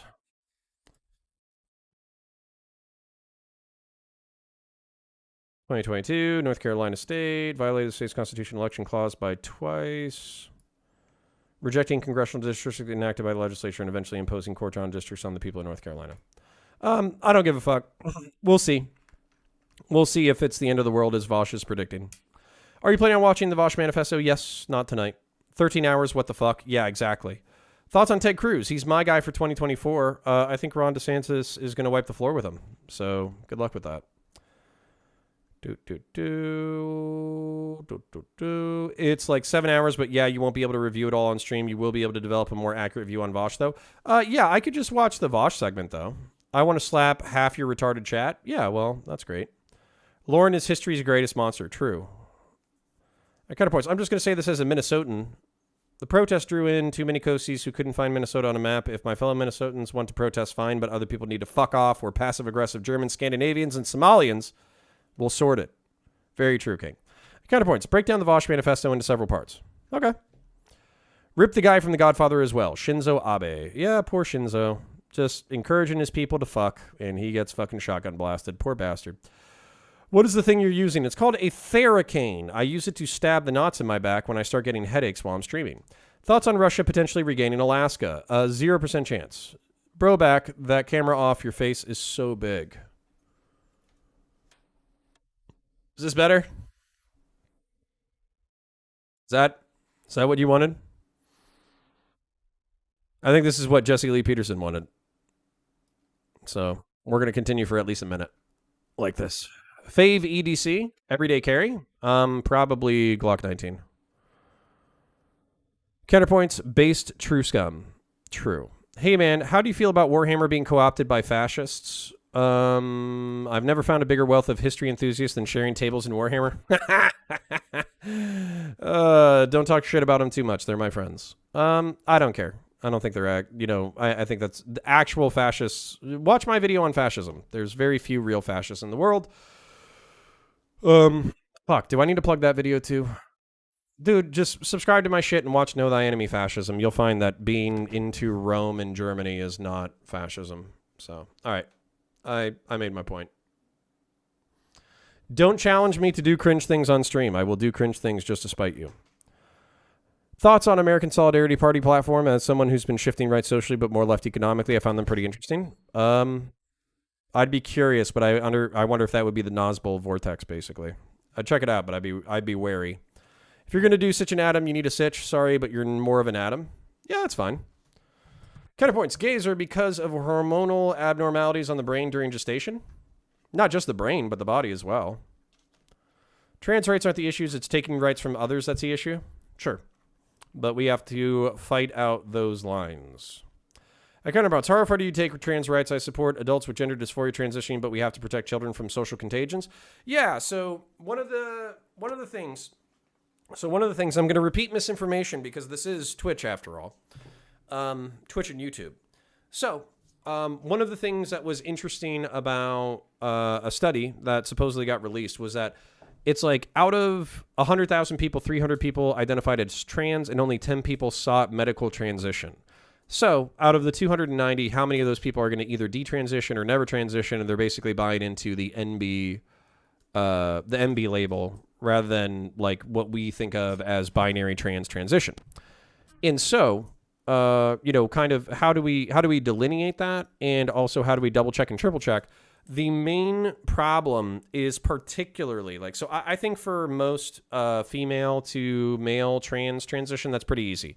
You take testosterone for a few years, you look like a dude. That's like, you can do that when you're 13, you can do that when you're 23, it doesn't really matter. So nobody cares about trans men. But when it comes to trans women, if you go through a male puberty and then you try to transition afterwards, it's a lot harder. And so I think that's the main realm to fight in. I'm in Discord, but don't know where to stick my stoner philosophy talking points. What channel? Religion and philosophy. At Counterpoints, I'm not exactly sure what side I'm on. I would like to say I'm centrist-leaning left, but I hate extremes. Well, welcome aboard. We're friends. At Counterpoints, Sam Seder is philosophical cuck, not a literal one. Laugh my ass off. Yeah, but, he likes to have his bike stolen, so yeah. This is the way. Amazing. Thank you. You're welcome. 40K is fascist? Yes, but it's based, so, Eco-fascism and... Eco-fascism and space fascism, getting tired. Eco-fascism and space fascism for the win. Opinion on the P320 M17, got a P320 compact as my CC. Yeah, they had some quality control issues with dropping it. But besides that, I've heard it's a good gun. Thoughts on race realism? Could be true. It doesn't matter. Because basically we should optimize the environment even if white people like Mayo and can't jump. And even if black people are better at basketball, we should still treat everybody with dignity and respect and enable them to be the best human beings they possibly can be. And we're not doing that in our society right now. So even if the race realists were biologically correct, it doesn't matter because we could optimize our society way better than it is right now and give people better lives. And they're still human beings, so don't be a dick. I have a Q in my friend group, and it's kind of shocking how far he'll slide down the Q rabbit hole. It's kind of scary, honestly. I'm curious if you have any advice on how to talk to him. Come into the Discord. We'll help out there. Fucking hell. Is there a party for socially conservative and fiscally liberal people? Libertarians? Oh, no. You're saying the opposite. Not yet. Christian Democrats. It's on the way. Holy shit, my fucking neck is dying. I am fucking dying over here. Best Trader Legion. Luna Wolves. After that, Alpha Legion. At Counterpoints, one of the trans emails Dusty's read something really good. Trans indifference does not mean or is better than trans acceptance. Yeah, I kind of like that too.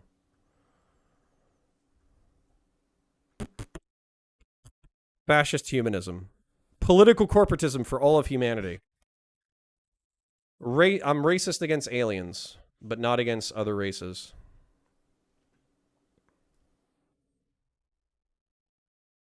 Chat basketball game? Anyone down? Well, come in the Discord for sure. I have a friend who joined the Proud Boys and is going down the rabbit hole. Could you talk to him or stream or recommend something to help him? Yeah, sure. Send him my way. Like, I don't have a problem with the Proud Boys as, like, we love Western blah, blah, blah. I do have a problem with them, like, instigating fistfights and being cringe. So, Do you have any media literacy? A little bit. I just found your channel from Destiny and was wondering what are your political leanings. Center right. I'm left compared to most Americans. I'm right compared to all of Twitch and YouTube. Bring guests and review debates. Steal Sitch and Adam shtick. Only don't go for 10 hours. Yeah, that could be fun, actually. Lay on only one pillow. Got to straighten out your neck. So true. My brother is full on JQ COVID conspiracist. AMA. No, you come into the Discord. We can talk. All right. I've read all theory. The Proud Boys just want to get into fistfights with Antifa. Exactly. So it's cringe, but it's not the worst cringe in the world. All right. I'm dying. We still have 200 people. Fucking yes, I've seen the new Angron model. It's fucking gorgeous. I'm gonna die. My neck hurts a fuckload, and I'm dehydrated as shit, and I'm on vacation. So I'm gonna fuck off. Y'all enjoy bullshitting with each other. Come into the Discord in order to hang out. Fucking blah blah blah blah blah. My brother's having sex with the My Pillow guy. What the fuck?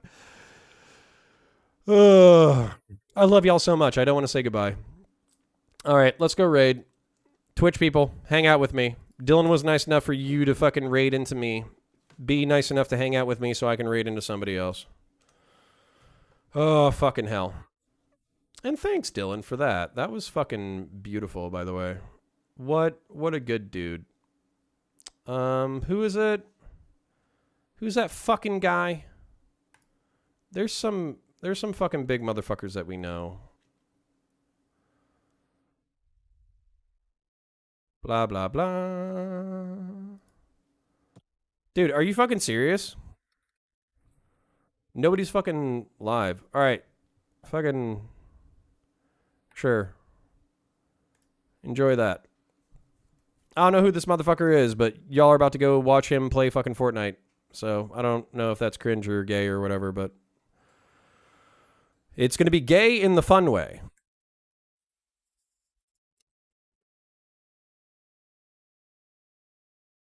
All right.